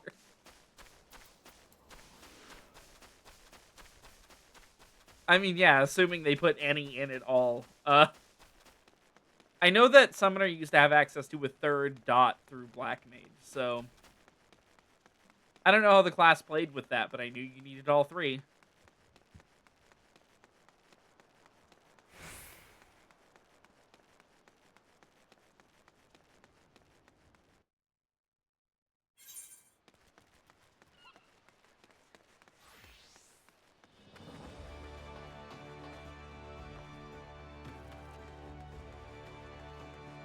Thought that was the Aetheryte Plaza for a second. I thought the game was bugged. I was like, what the fuck? Where's the Aetheryte? Where are the people? What's happening?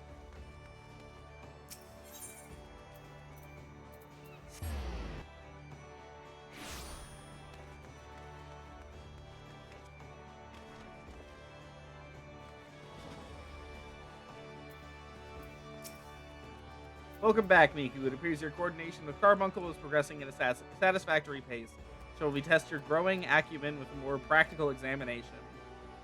Our work at Mielvan's Gate requires us to inspect and record the contents of incoming cargo. To simulate such a task, I have had several crates transported to the cliff south of Zephyr Gate. I want you to examine those crates, return to inspect the cargo. Be surprised at the depths to which some merchants will sink to deter the customs agent from performing thorough investigations. False bottoms, rotting foodstuffs, flesh-eating eating vilekin. I suggest you prepare for them all eventually.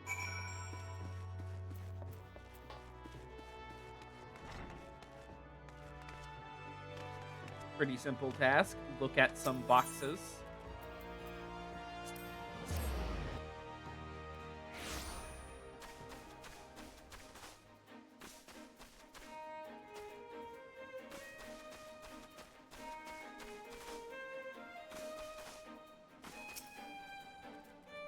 Oh, any quest objective that's ominous means that there will be an enemy.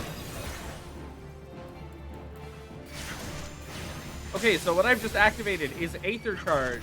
This is a stance that Summoner gains for a little while. That increases its damage, and then after Aether Charge runs out, you gain a little gem. And hitting the gem button orders Carbuncle to do an attack and then gives you, in this case, 2 charges of Ruby Ruin, which takes a little bit longer to cast, but is a stronger ability. And this is Summoner. This is it. I just showed you the loop that Summoner has until level 100. And I'm not kidding. Look, the class is exceptionally easy. It's probably the easiest in the game. But God, I remember what it used to be. And this ain't it.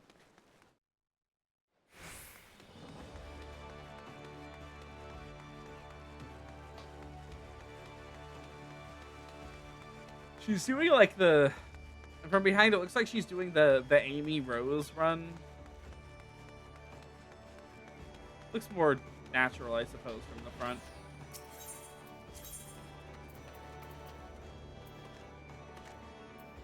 Oh, right. Right? Oh my god, I needed to collect the crates. I walked away from them.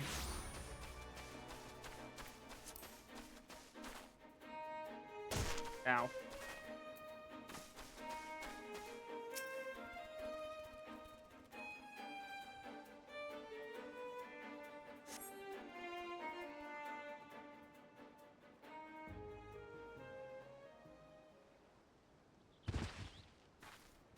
Ah. I'm very glad, Robert, that you picked Summoner here. Because, most of the job quest lines are not very good. You know, maybe that's a bold take of me for me to say that, but, like, I don't think any of them are necessarily that great. This one is probably the best one of the pre-level 30 quests. It's like if they patched Symphony of the Night, made it so you can't do as much of the crazy shit. Yeah.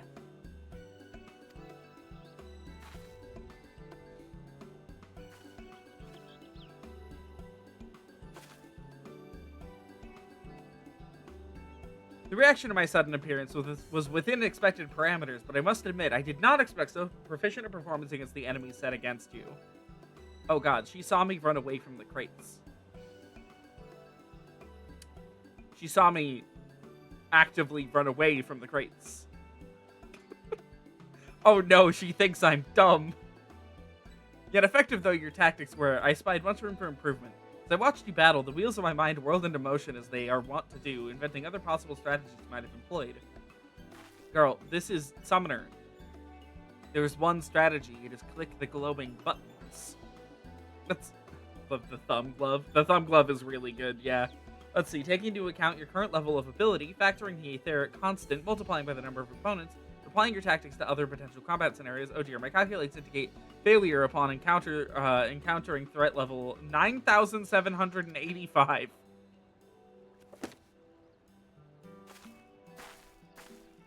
Well, we'll have to see what we can do about that.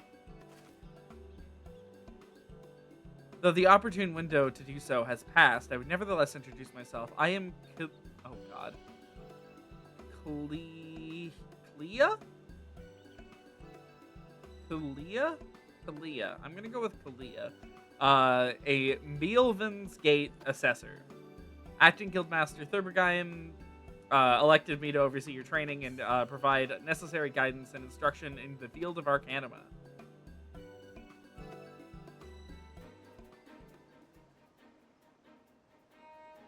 From what I've observed thus far, you have an admirable grasp of the fundamentals. I do, however, wish to confirm one small detail. Regarding your choice of arcane geometries, what factor most influences your actions during battle? I do what feels right. Aha, just as I predicted. And now I have the final element needed to perform another calculation. The probability of you becoming an Arcanist of note is 90%, give or take half a percent. Yes, the certainty is quite high. After all, I only know of one other practitioner who's responded to my question in the same manner. It was the man who bestowed upon me this grimoire, the Guildmaster himself. All our inscrutable leader is, as I'm sure you've heard, on an indefinite leave of absence. He did leave us with the most notorious saying to date. Strategy is a tool used to manipulate one situation into the desired reality. No matter how gifted you and I might be, however, the instantaneous manipulation of reality that might cause us to suddenly become mighty Arcanists is beyond our present abilities. Discipline and experience is the finest strategy in this case. I suggest you continue to focus on refining your aptitude with carbuncle mastery with an arcane entity will greatly improve your success as wielder of Arcanima. Here ends your lesson for today. Pray return directly to the guild. I believe Mr. Thubergeim, still don't know, is awaiting some inspected cargo. And what of myself? I'm off to the fields, of course. Tactics I reasoned out earlier must be attempted in real-life scenarios. Theory is all well and good, but there's no substitute for actual combat. Meet again soon. Okay, bye.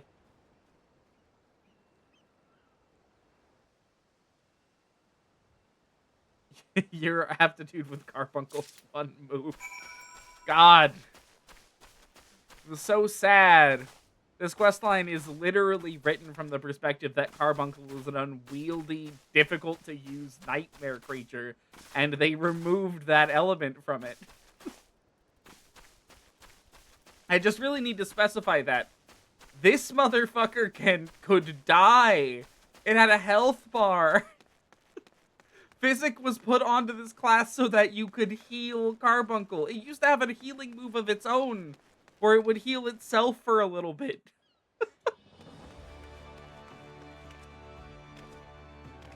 Oh my god, and when you get the actual summons that you could have turned it into back in the day, there were 3 of them. One of them was literally just worthless. It was literally just completely worthless. It just didn't work. Nothing about that motherfucker worked. And then, the second one was, like, good, but only at close range, meaning you were giving up being a ranged DPS. And then the third one was a caster who never casted. They used to have a button called Obey on the hotbar, where it was like, orders your pet, in this case, Garuda Edgy, to cast, to do one of their attacks. And there's a moment in, I think it's Larry Czar's basically Summoner video, which is like a Summoner introduction video to Summoner from this time period. And it was, he made a joke that was kind of only a half joke about Summoner's famously very complicated rotation, where he was like, well, first Ruin, and then Obey, and then Obey, and then Aetherflow, and then Obey, and then Obey, and then Bio and Miasma, and then Obey, and then Fester, and then Obey, and then Fester, Obey, and then Obey, and then we hit Obey. And then Garuda will cast one spell. Can we unpatch the game? God, I wish I could show Summoner in that state, because it was fucking something else. Ah, Miku, have you returned with the cargo? As it seems to be in order, relatively clear of blood and other gore. It was something of a problem in our profession, you understand. I also had word from Kalia regarding your performance. She seemed eager to continue your training. An odd last, I'll admit, but the guild can boast no finer mind for tactics. Do well to heed the instructions she offers, particularly that which touches on diligent approach of her art. You perhaps notice the battered tome Kalia carries. That's the Initiate's grimoire. She has served, has served her from the day she entered the guild. She has her reasons, but it's admittedly strange to see she kept it all the way to her present position. I fear such focus on Arcanima has led her to overlook other important aspects of her life. As our master strategist guides you your Arcanist training, I hope that you might return the favor and help to broaden her own perspective somewhat. But enough of such matters in the moment. You've done well this day, Miku. Continue your practice with Carbuncle, as Kalia has bid. I will be there when the time comes for your next lesson. We need the hat. We literally just don't have a hat. Looking stylish, Miku. I'm going to just hit this button. The hat's still on our head, legally. You just can't see it anymore. Complete untested mess, my kind of stuff. I wouldn't say it was completely untested. The buttons did work. That is a really low bar. Hold on, are these all level 5? They are. Huh. Okay. Wait a minute. I'm level 11. Where the fuck did I pick this up? Oh. They did indeed do something. Yeah. It's about all the credit I'm willing to give it to. People used to raid with that class, man.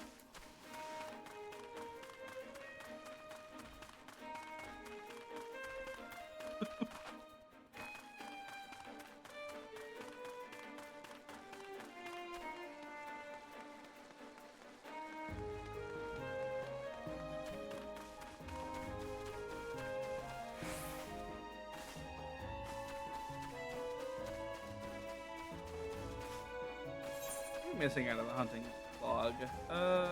Not a ton. So some of the stuff we won't be able to get until a bit later.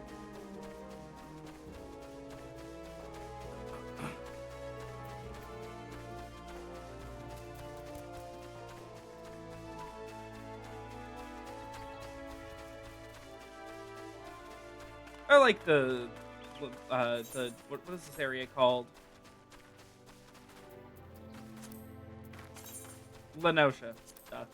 I like the Lenoshan areas. They're very calm. It's very funny that they're like, "Ooh, welcome to Lenosha, a hive of scum and villainy and the most evil people you can imagine," and they put you in the place with the most immaculate vibes in the entire game. Okay, we're gonna grab some stuff off the delivery mobile real fast. Come on. So this guy just holds objects that are being delivered to you. Let me see what he's got. So that is the Cloud gear. This is the Furion gear. That is the Tantalus gear. So that's Zidane. Leon gear. All of these are rewards for playing for a certain amount of time. Here we go. So we get a minion out of this one. We also get a minion out of this one. We're gonna take that one for sure. And we're going to take this one as well, just for the extra minion. So what I just picked up while occupied. Oh. We're leaving the rest of the stuff with him because it's all glamour gear and we can't do anything with it yet. We'll get it back later. But for now, this item right here is obtained through pre-ordering an expansion. It's an earring that is always the best in slot up to level 90 where it falls off. And it provides double experience. Still can't get over the game actually having Miku Hatsune on a block list. It's wild that they have that. I understand real celebrities, but oh my god. Just Miku?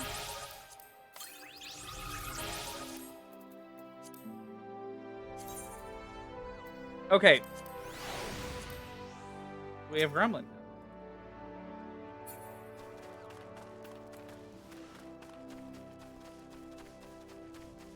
Anyways, we're now earning double experience from all sources, which will be pretty nice moving forward.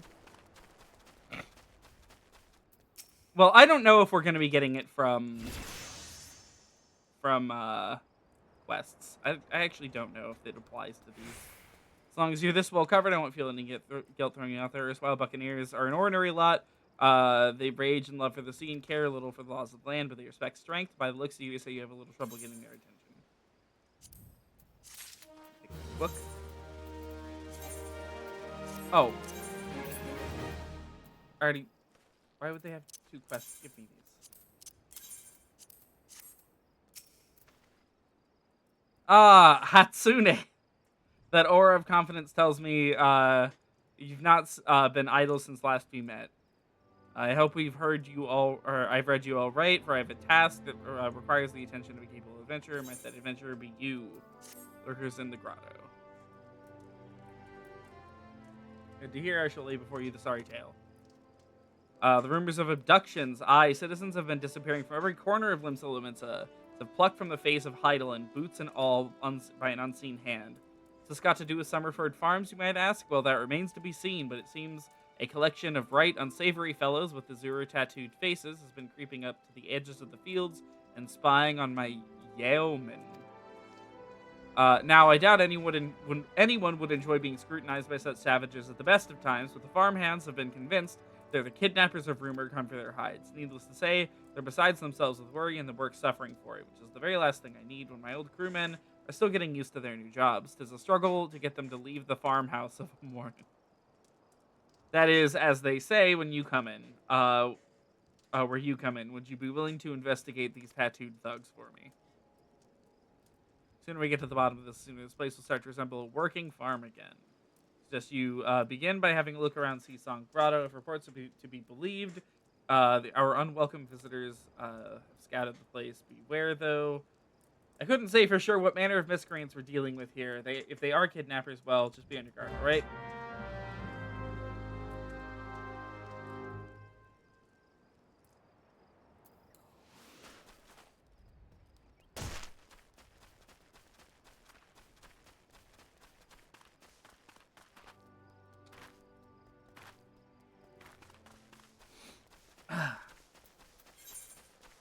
Oh, that's actually not very far. Oh, is this that, like, little underground spot? It might be. It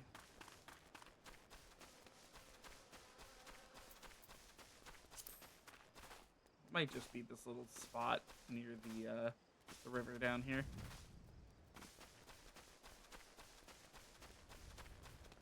No, it's underground. It's for sure underground. If I remember right, we meet Ishtola in here. Oh, hey.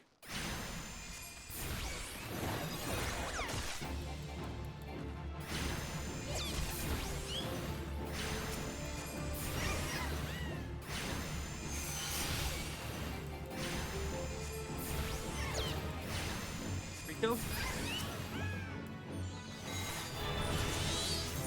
Ah, roll action. I will touch on that in a second once this creature is dead.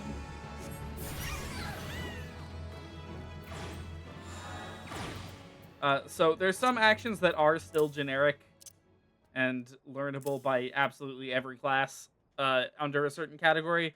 Addle is one of them. It lowers magic damage dealt by a target by 5%. Or by 10%, rather, sorry. And physical damage by 5%. So, like, that's a really good ability. It's used a lot in high-tier raids. You do see it used often. Instance battle. So, basically, this is just like the game will suck me into a random instance or like a side area for like a battle. I am the waves that bear. I am the winds that guide. I'm gonna enable auto. I am the evening stars. I am the morning sky. I am born of the sea, and there shall I die. Thus reads the sailor's requiem, carved into yonder stone.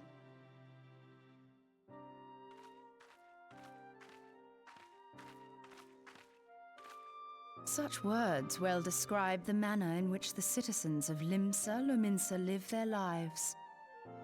It is both a litany against misfortune for those out on the waves, and a prayer that the souls of those who perish on land might find their way back to the sea. Ah, you are the adventurer I've seen around Summerford Farms. I thought myself on the trail of the kidnappers, but it would seem I have missed my mark. Or perhaps not.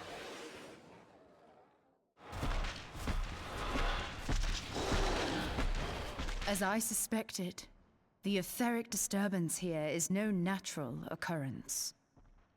Nor is it a coincidence that the two of us should come here in search of those responsible for the disappearances, only to be attacked.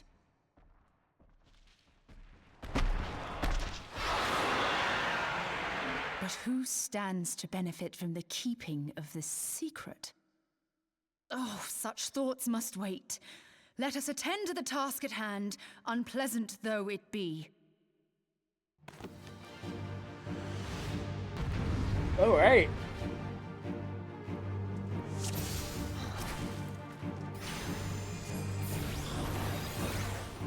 So, normally instant battles do actually have more to them of note. Considering this is the first one in the entire game, though, don't hold your breath.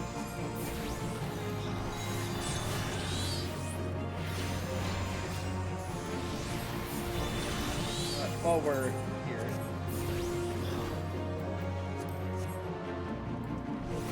There.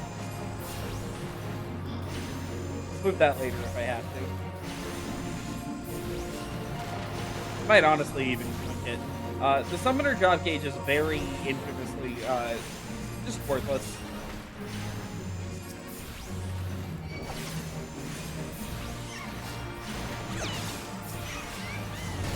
Oh, good. More food.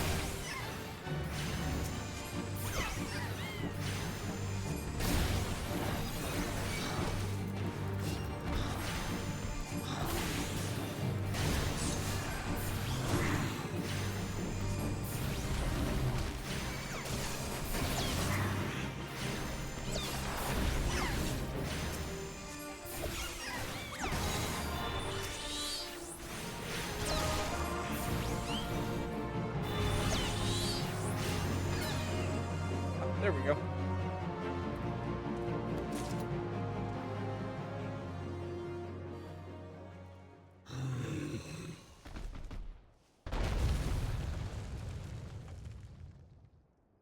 Phew.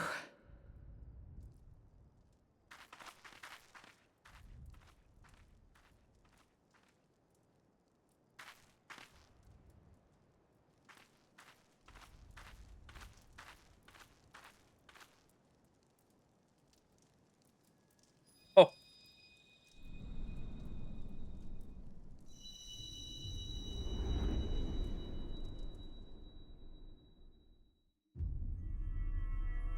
Right, yeah. I recommend, or recommend. I recognize the significance of this. I remember.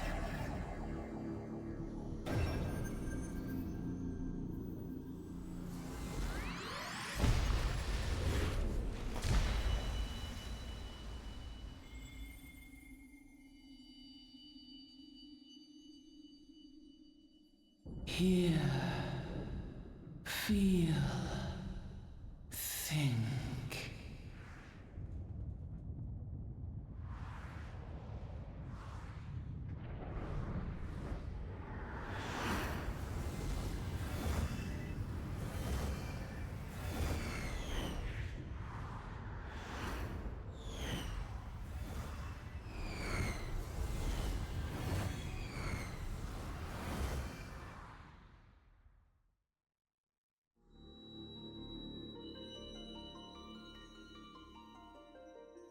Crystal bearer.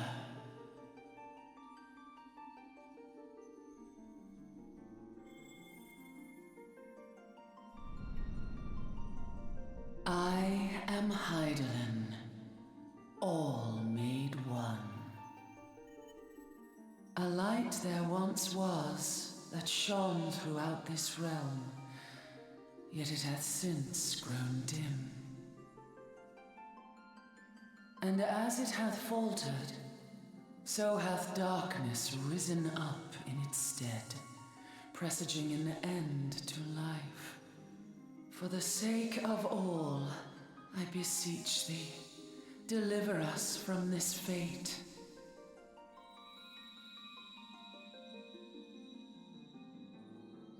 The power to banish the darkness dwelleth in the crystals of light. Journey forth and lay claim to them.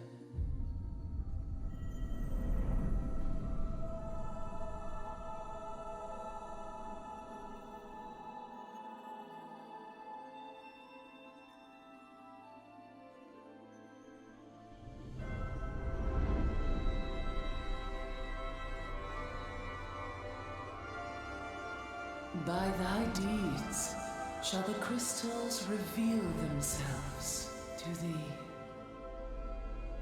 Only believe, for the light liveth in thy heart.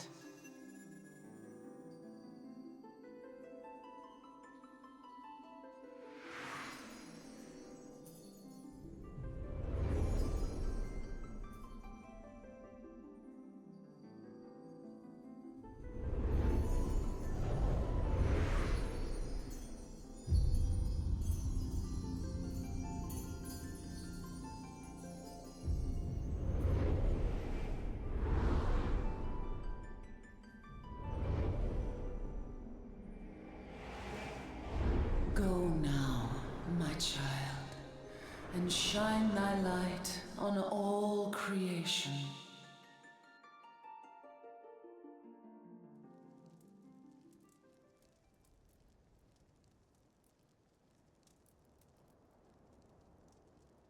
Awake again?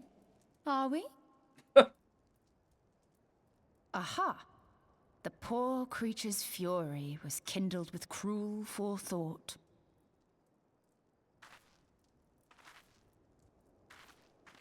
See this blade? I found it in the Gubu's back. I have seen knives of this kind before. They are most commonly used for the cutting of rope. It would appear our culprits are seafaring men of some persuasion, piratical being the most probable. In any event, you seem much recovered from your sudden affliction.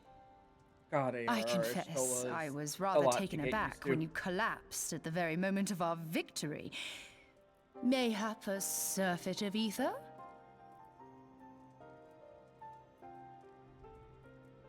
I beg your pardon. A towering crystal. I'm sure I don't... Oh! Well, well. This has been a day of unexpected revelations.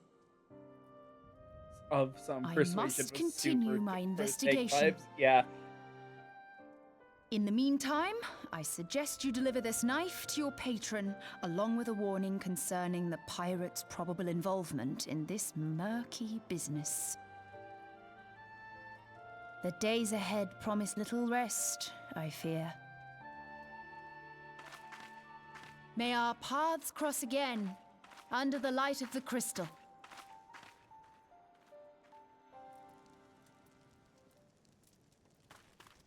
Okay.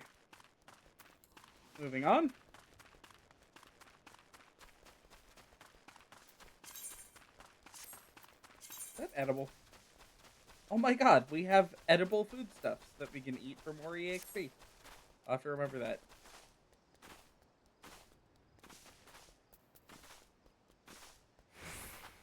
Yeah, I don't want to downright say that the voice acting is, like, bad in A Realm Reborn, because it's just alright.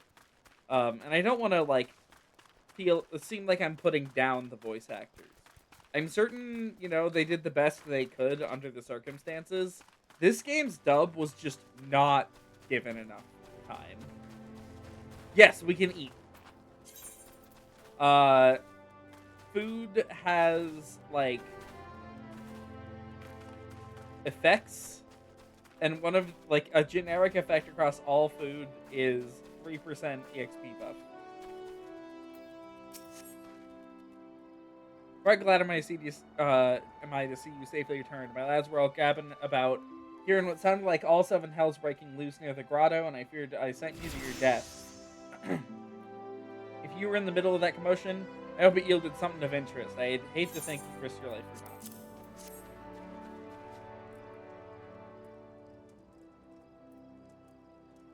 nothing.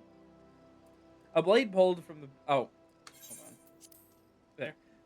I had agreed that such a knife would be part of any seafaring man's kit. Starting to think that these ruffians are pirates, come to lure my farmhands back to a life of plunder. Chances are they didn't take kindly to your appearance on their doorstep, and set a maddened Gubu on you. The pirates have been adding to their numbers of late. I'd best warn the lads and lasses in my employ to be on guard against their schemes.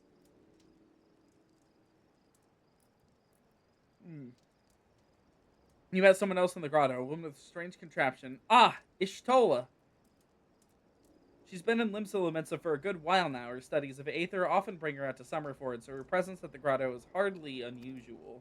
She's an odd-looking lass, I grant you, but she's not the kind to associate with kidnappers. You may take my word for that. Our trust should be lacking is in those Geo men of mine who have yet to wholly relinquish their pirate pasts. Temptation to return to the free and easy life of Buccaneer may prove too strong to exist. My thanks, Hatsune. If it weren't for the efforts of stalwart adventurers like you, this farm would be in a far worse state than it is. You keep lending your talents to those in need. Help bring Limsa Lominsa the brighter future she deserves. I'm gonna take an ether. As a general rule of thumb, potions in this game are mostly useless. They're not very good. Oh, these things especially, stuff like eye drops, not worth keeping. Potions are generally not very useful. We'll keep this one around just in case we need it for the early game. Ethers, however, can actually sometimes come in handy. MP itself is a fixed resource. It's always at 10,000 maximum. It never goes up or down. So this thing restoring 600 MP always restores a fixed amount. Which means the better level things are, you know, like the higher level ethers are generally useful throughout the whole game, if you remember to actually use them. What if the enemy is an attack which rapidly dries your eyeballs? There is a skill for that. You don't need the item that does it. There is a skill for it. Stale awareness up in arms. Let's see. Sea Sloth Severin in his lot, never around when works needed to be done. I'd sooner hire you for the sake of getting things done than the rapscallions would never learn. Round them up and let them know that stale were like a word. Don't take no for an answer.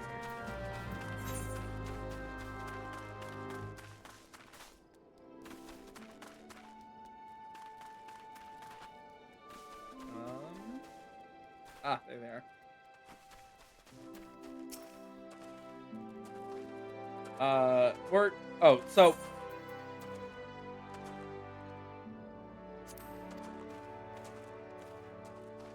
We're going to be skipping a lot of these.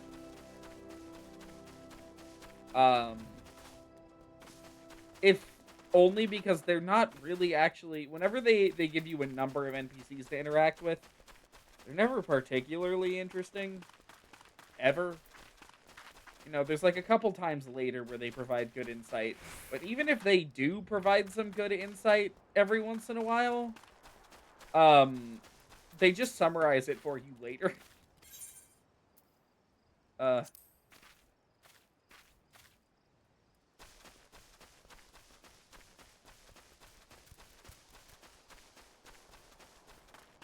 No, eyeball drying is not a mechanic. Bad status conditions are.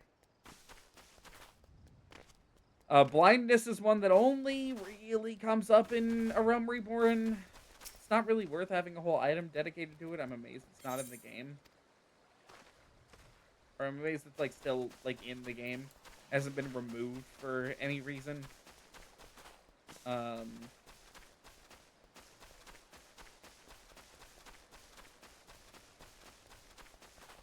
Yeah, Esuna in this game is free. It is a free cast on any healing class.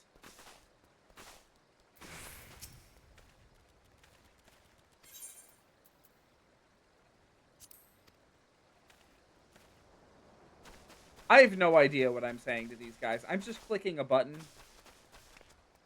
And if it works, it works. If it doesn't, it doesn't.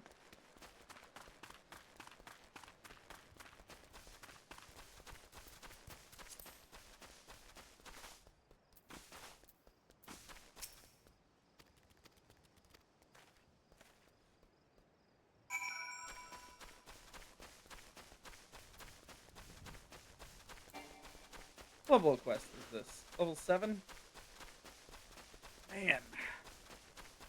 The opening of this game's a bit longer than I remember. That's fine.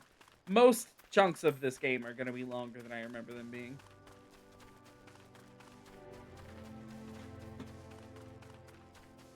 Guess they keep the item around just in case they do decide to actually use blindness to a meaningful capacity in later content. Gotta future-proof it.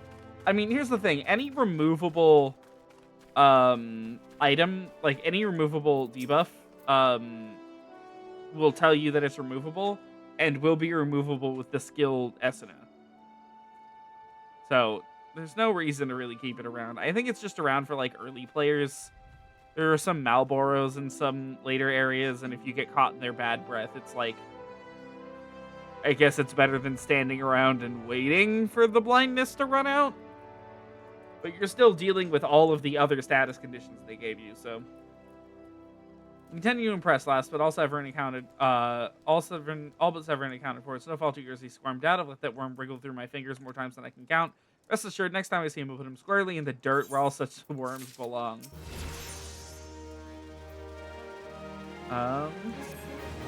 Pains me to say, but all the gil in the world can't buy loyalty. There are some, like you, who can be trusted, then there are others. Until now, I had no choice but to rely on that charlatan Severin. Even though I am full aware he's been doing shady deals behind my back. More than once I've heard him tell of improper trading with the goblins. I would be the least bit surprised if it were that were happening right now. Not a bell ago, a sack of oranges vanished, as did Severin. I want you to find and confront the bastards for me. I'm sure there's wrongdoing afoot, so be sure to doubt anything that comes out of his mouth. Oh, good. We have to do an emote.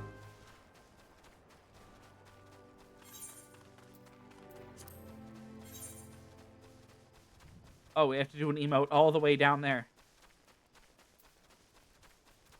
We unlock mounts at, like, level, 15, by the way.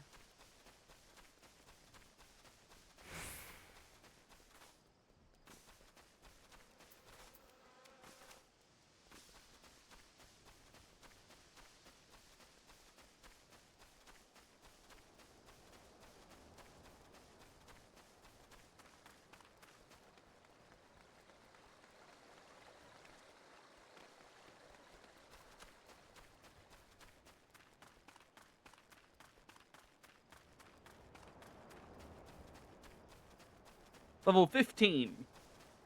Oh, hey. I need these guys for the hunting log. Die.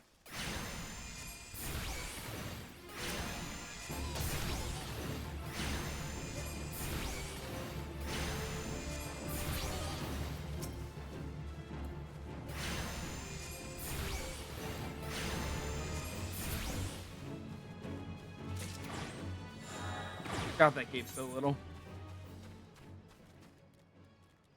Missing 4 sections. Lower Lenosha, middle Lenosha, okay. Bloody hells, I'm up a straight without a paddle.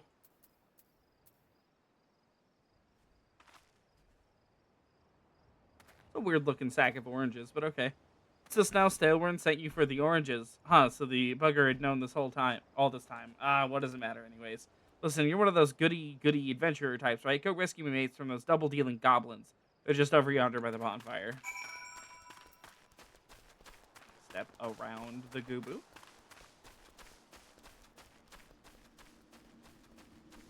How many goblins will it make me fight? 2? I absolutely love the goblin designs in this game, by the way.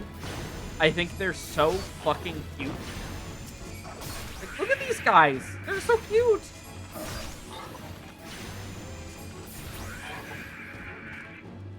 Bye. We will be seeing a lot more of those guys later.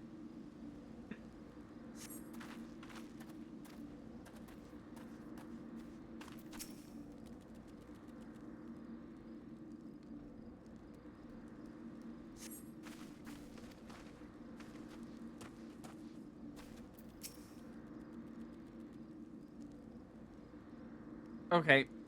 Get the fuck out of here. Goodbye.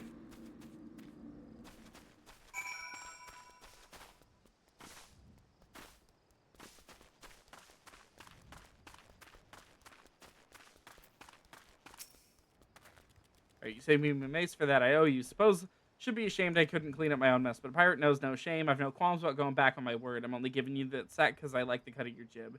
Take it to Osine and send him my regards.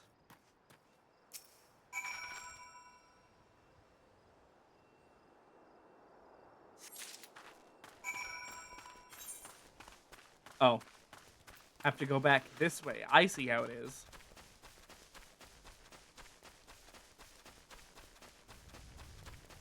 Sort of nearing the end point here. Knew there wouldn't be like a whole lot of note in terms of like what's actually happening in the game this stream.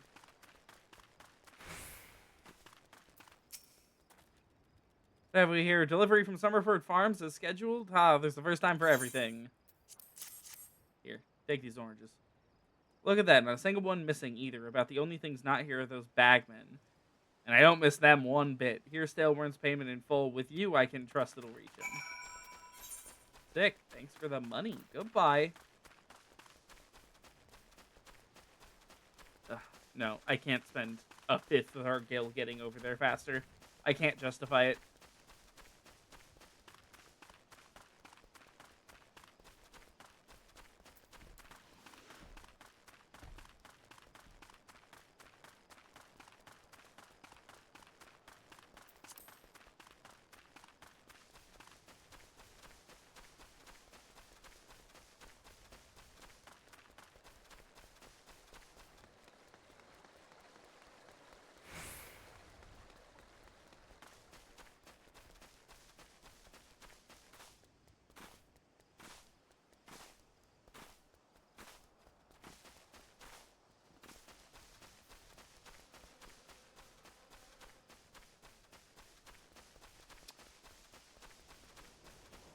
Bounce don't unlock for another, like, 7 levels worth of quests.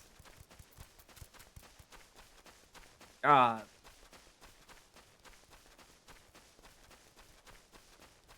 The other thing about starting in Limsa is that, like, the other 2 areas are connected by landmass. So if you wanted to, you could just walk between the 2 of them. You can't do that with Limsa. You're locked out of leaving the Lenosha area until you finish the Limsa Lominsa quest chain. It's kind of hilarious that it's the only one that does that. Back in one piece. That's a relief. How do you fare, Hatsune? Here, take the money. It's definitely not any lighter than when it was handed to me. Wink. This is what I was aiming for. Looks to be all I was owed. All right. Though I'd be telling you false if I claimed I had not held out more hope for Severin. Willing to overlook the skimming off the top, but it still sells short in the favor of those godforsaken goblins. You do well to mind yourself around that 2 guild cheat. If he'd leave his own mates for dead, there's no telling what he'd do to you. I want this. Time to make Miku ugly. Oh God.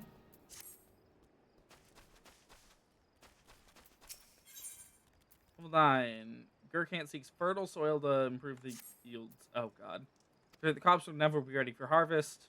If only we had black loam. Big center stock storing. I don't like that he looked at me immediately after saying that.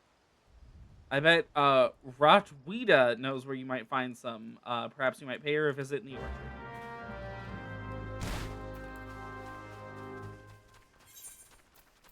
I can't hide my headgear anymore. Tragic.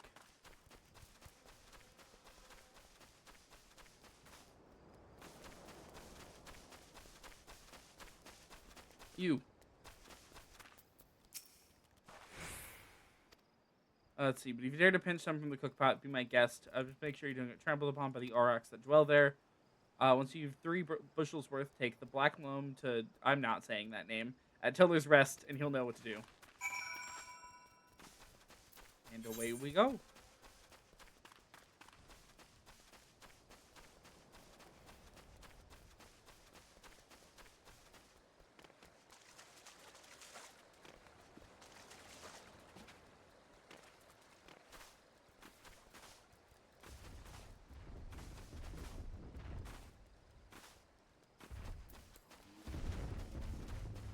I didn't know those big enemies were in here normally. I thought they were cutscene only.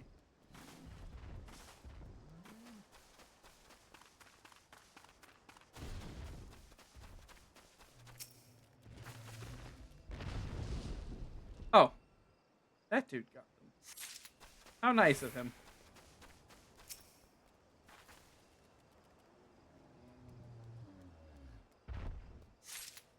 I respawned. It respawned and immediately aggroed on him.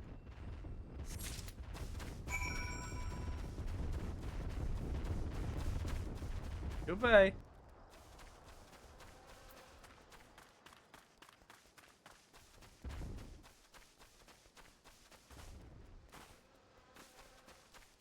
I only remember those guys from the basically summoner video.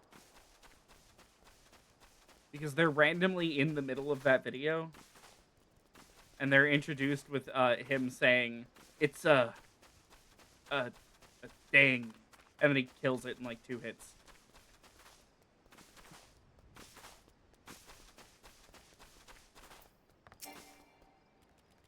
Even the weeds wither and die in this detestable dirt. Here you go. Bit of this black loam ought to change all that. Haven't seen any in ages. Gathering black loam's not for the weak of will nor the weak of stomach, eh?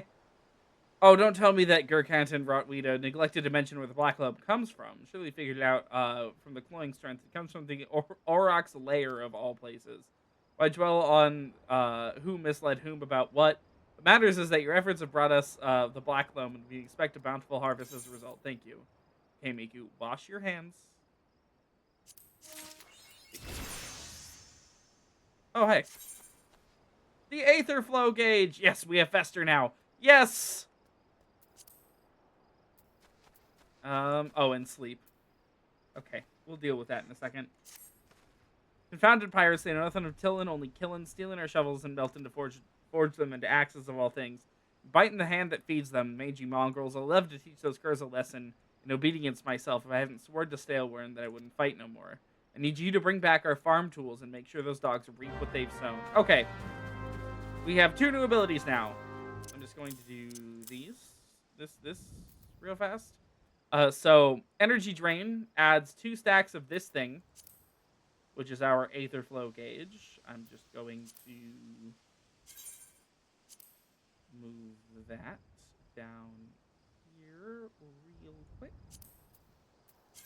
And then I'm just going to make this thing smaller too. It's useless.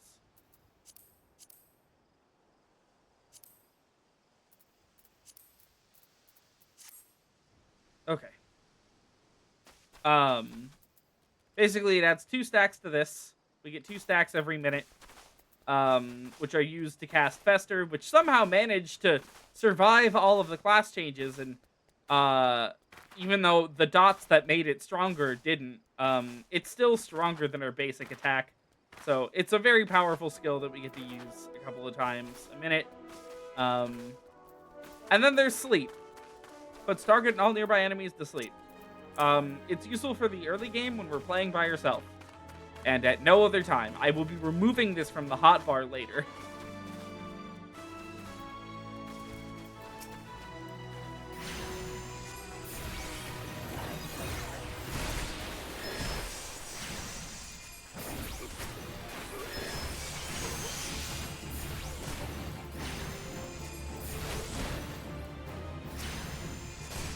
More of these enemies aren't legion.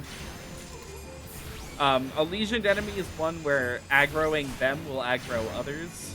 There's not many legioned enemies in early areas, so we just haven't seen any yet.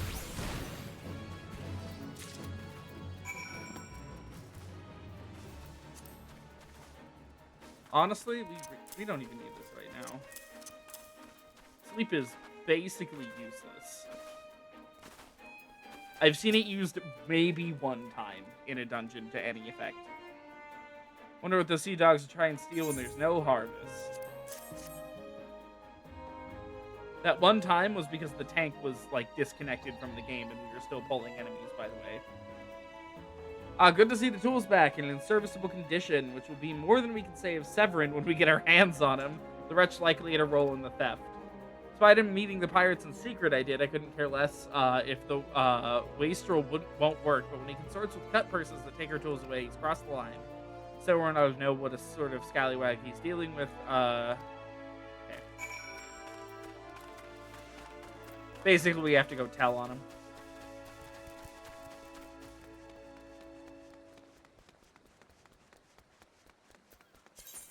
Which, you know, gladly.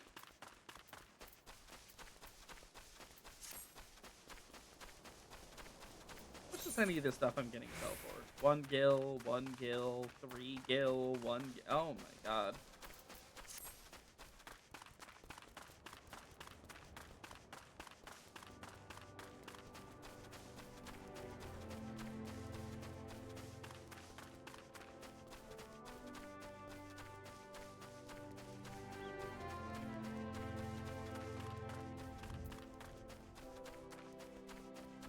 Hello.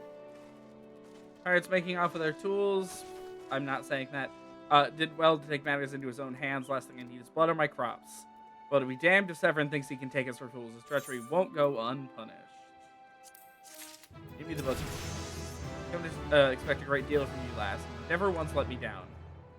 Yet what I ask you now goes beyond aught I've asked before. Would you hear my plea all the same? Should be getting close to the end of this little chunk of the quest line.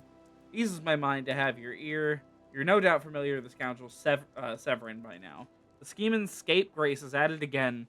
Since that letter came for him, he's been skulking around in a manner that he does when he's up to no good. Now he's ratted up his rogues and buggered off with nary a word to anyone. Grown accustomed to his insolence, but something tells me this is different. It ain't exactly damning, but when I last had words with him, he didn't look defiant as much as hunted. Can't help to think he's gone looking for trouble and found more than he wanted. I was hoping you might run or hunt his sorry hide down and drag it back here before it's too late. Or maybe I just let him die. I'm good with letting him die. Quote, Hatsune Miku. The ungrateful little cur bites me every chance he gets, but I can't quite bring myself to cut him loose. Suppose he reminds me of my younger self. Suffice it to say, I'd rather he didn't come to a sticky end. As for how to find him, try asking Grinwita at the Aetherite. She was the last one to see him. I dare say she'll be able to tell you where he was headed.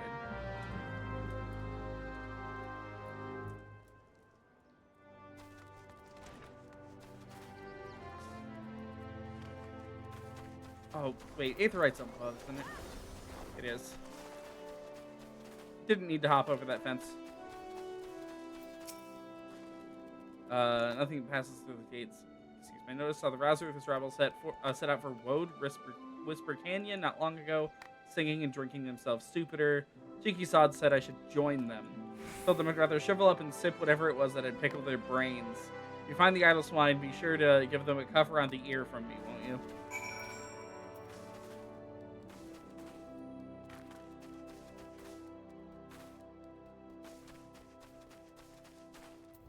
Level 10? No, this quest is still level 9.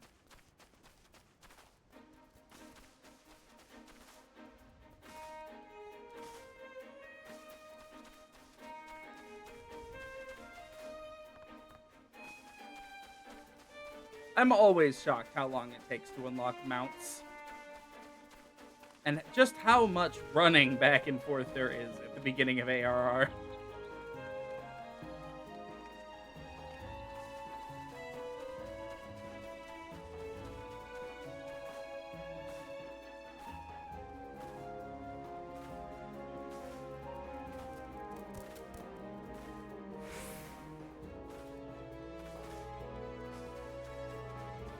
Down at the bottom.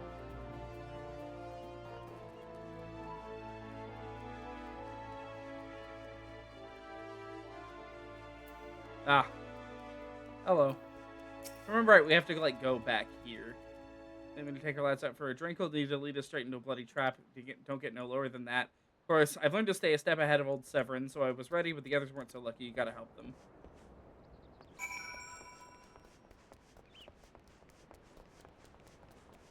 This way? I think it's out this way. Yep.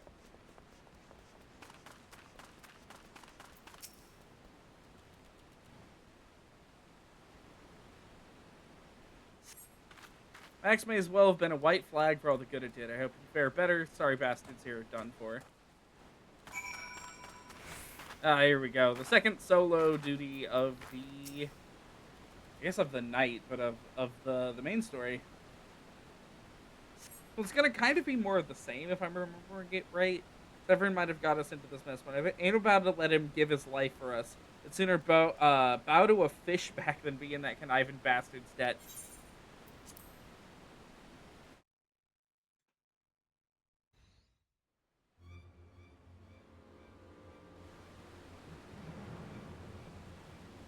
Let's see. A true knave, you betray yourself, even yourself, Severin. That we were prepared to overlook the matter of your desertion, on the condition that you provided us with suitable replacements. That was the agreement. Yet your latest change of heart leaves your debt to us unpaid. Few are they who betrayed the Serpent Reavers twice. You will not do so a third time.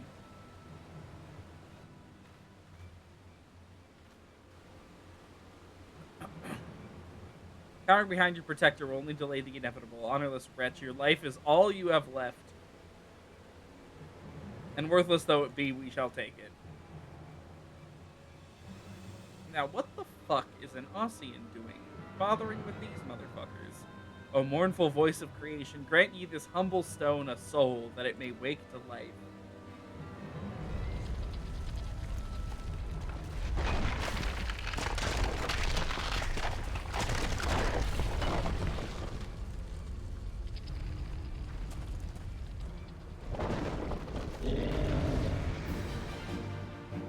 This is the first boss. Kind of.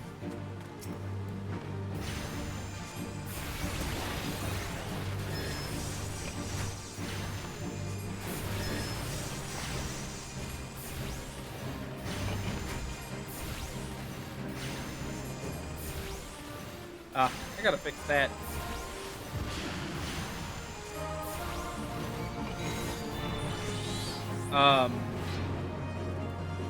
There's like a cast bar up here that shows you the name of the attack the boss is attacking, or the boss is using.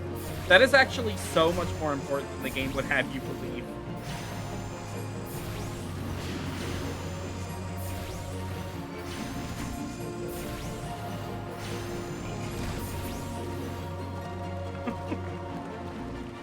Cool.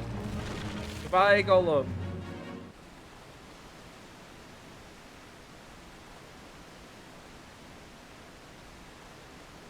That the Golem could be vanquished.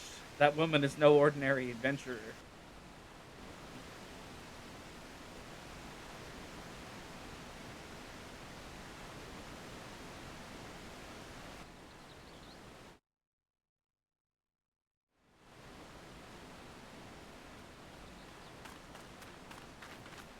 Oh, hello, Ishtola. Better late than never. Snake slithered away. I'm only glad he did not have the chance to sink his fangs more deeply into you.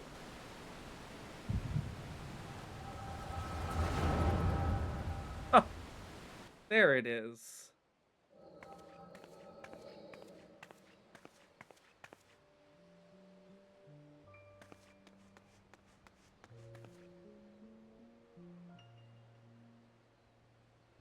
Those pirates do not belong to any of the known Lamentin factions. Whom do they serve? The Beast Tribes? Surely not. Timing their appearance coincides all too neatly with the recent surge into Hagen and Kobold activity. Something is afoot. The question is, what?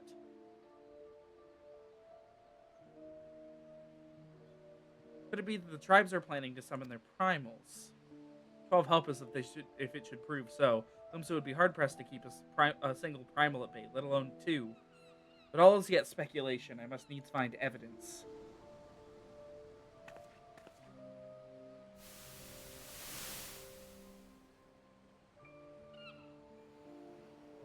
The seas continue to rise.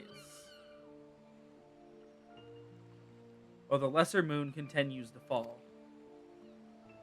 That dates it, I suppose. And ilm by ilm, the world becomes ever more unlike itself.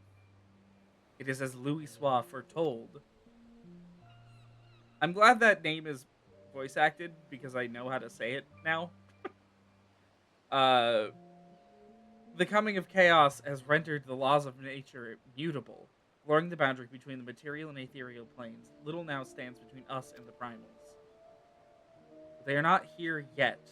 Though time be against us, hope shall ever be on our side. Never did the creed of the Charlian ring more true.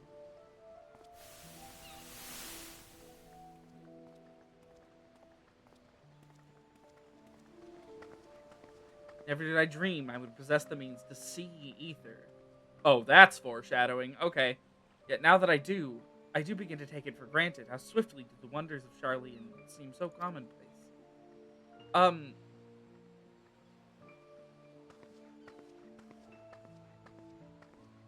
Here, for you. Have you come for the festivities? Today the Maelstrom officially makes the Great Hole in the Sea its training ground. Join in the celebrations.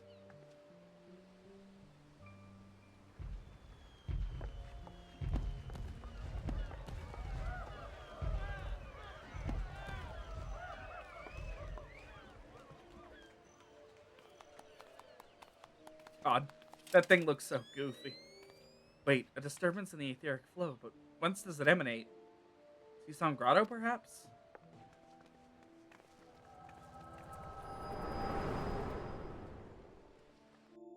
It's like some ending 1.0 stuff, I think.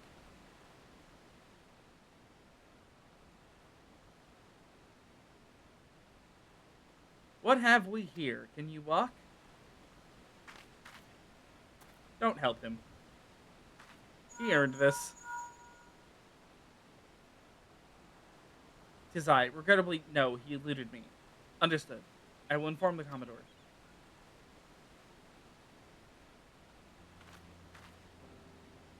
You collapsed from your exertions. Are you suitably recovered? Severin here has appraised me of all that transpired. His account shed some light upon how you came to be attacked by a golem of all things. Golem is a mindless automaton, inert save when commanded to be otherwise. Common pirates should not hope to control such a thing, so arcane are its workings. But then these tattooed wretches are no common pirates. They are minions of the Sahagin. As to their purpose, well, I shall get to the bottom of it. First, I must escort Severin back to his place of employment. I dare say Stalewern will be wondering what has become of him. And you too, for that matter. I will bear word of him to him of your preservation. But I am certain he would like to thank you in person. Pray, pay the man a visit. He told me of you, but perchance he did not tell you of me. My name is Ashtola. I am a naturalist of sorts, surveying the aether in hopes that it might offer a clue as to our predicament. I'd say I owed you my life, but that don't cover it. If it weren't for you, my friends would be dead and all. This is a debt I can never repay, but I'll not make things worse by running away. Take me to Summerford Farms, I'll face the consequences. For reasons I cannot fathom, you seem... Forgive me. Mayhap we still have a chance to speak again when I have marshaled my thoughts. Till our paths next cross, farewell. Okay, bye, Ishtola.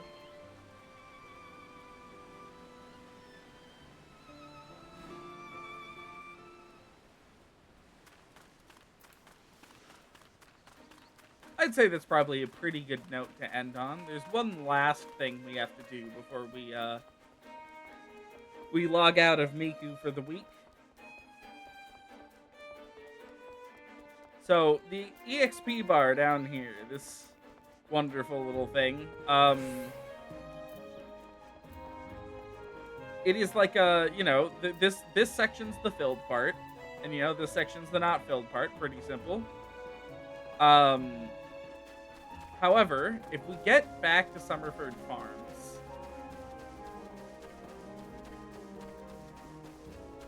once we do, eventually, there's going to be an icon that shows up on the EXP bar that is, I wouldn't say like the most important thing ever. But it definitely can be, depending on how quickly you want to level. Of course, you can't really do very much without, leveling alongside your main scenario. So, like, leveling quicker in this game doesn't really do very much. There it is. So there's a little moon down here. So, while we're standing in here, we are gaining what is called Rested Experience. This area is a sanctuary. It marks it down here when you enter one. While you're standing in a sanctuary, a little blue EXP bar is going to fill. And it fills while you're logged out. It does have a cap. I forget exactly how far it's allowed to go. Like what determines that. But basically, an extra EXP bar will fill up. And as long as you are earning experience contributing towards that, not counting other bonuses, you earn I think it's a 50% experience buff. As long as you're earning towards that. So, like, let's just say I log out right here, and it fills up, I don't know, it will be on for a week, so it'll fill up definitely to the full bar. This is why if you've seen me, like, play on Soul, my EXP bar when I'm playing on a non-level capped class is always wholly blue.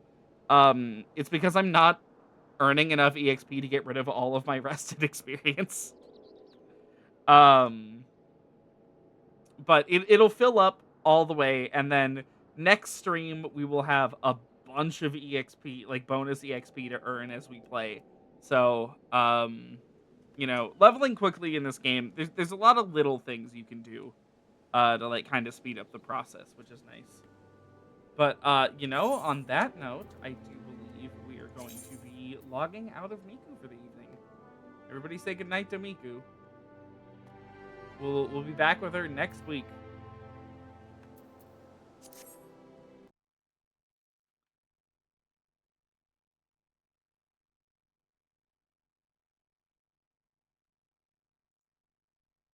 Let's see, and there. I'm not gonna do a long post stream tonight, just because I'm tired and I still have stuff to do. So, yeah, that is it for this evening. Good night, Miku. I'm sorry the game is racist and doesn't like your name.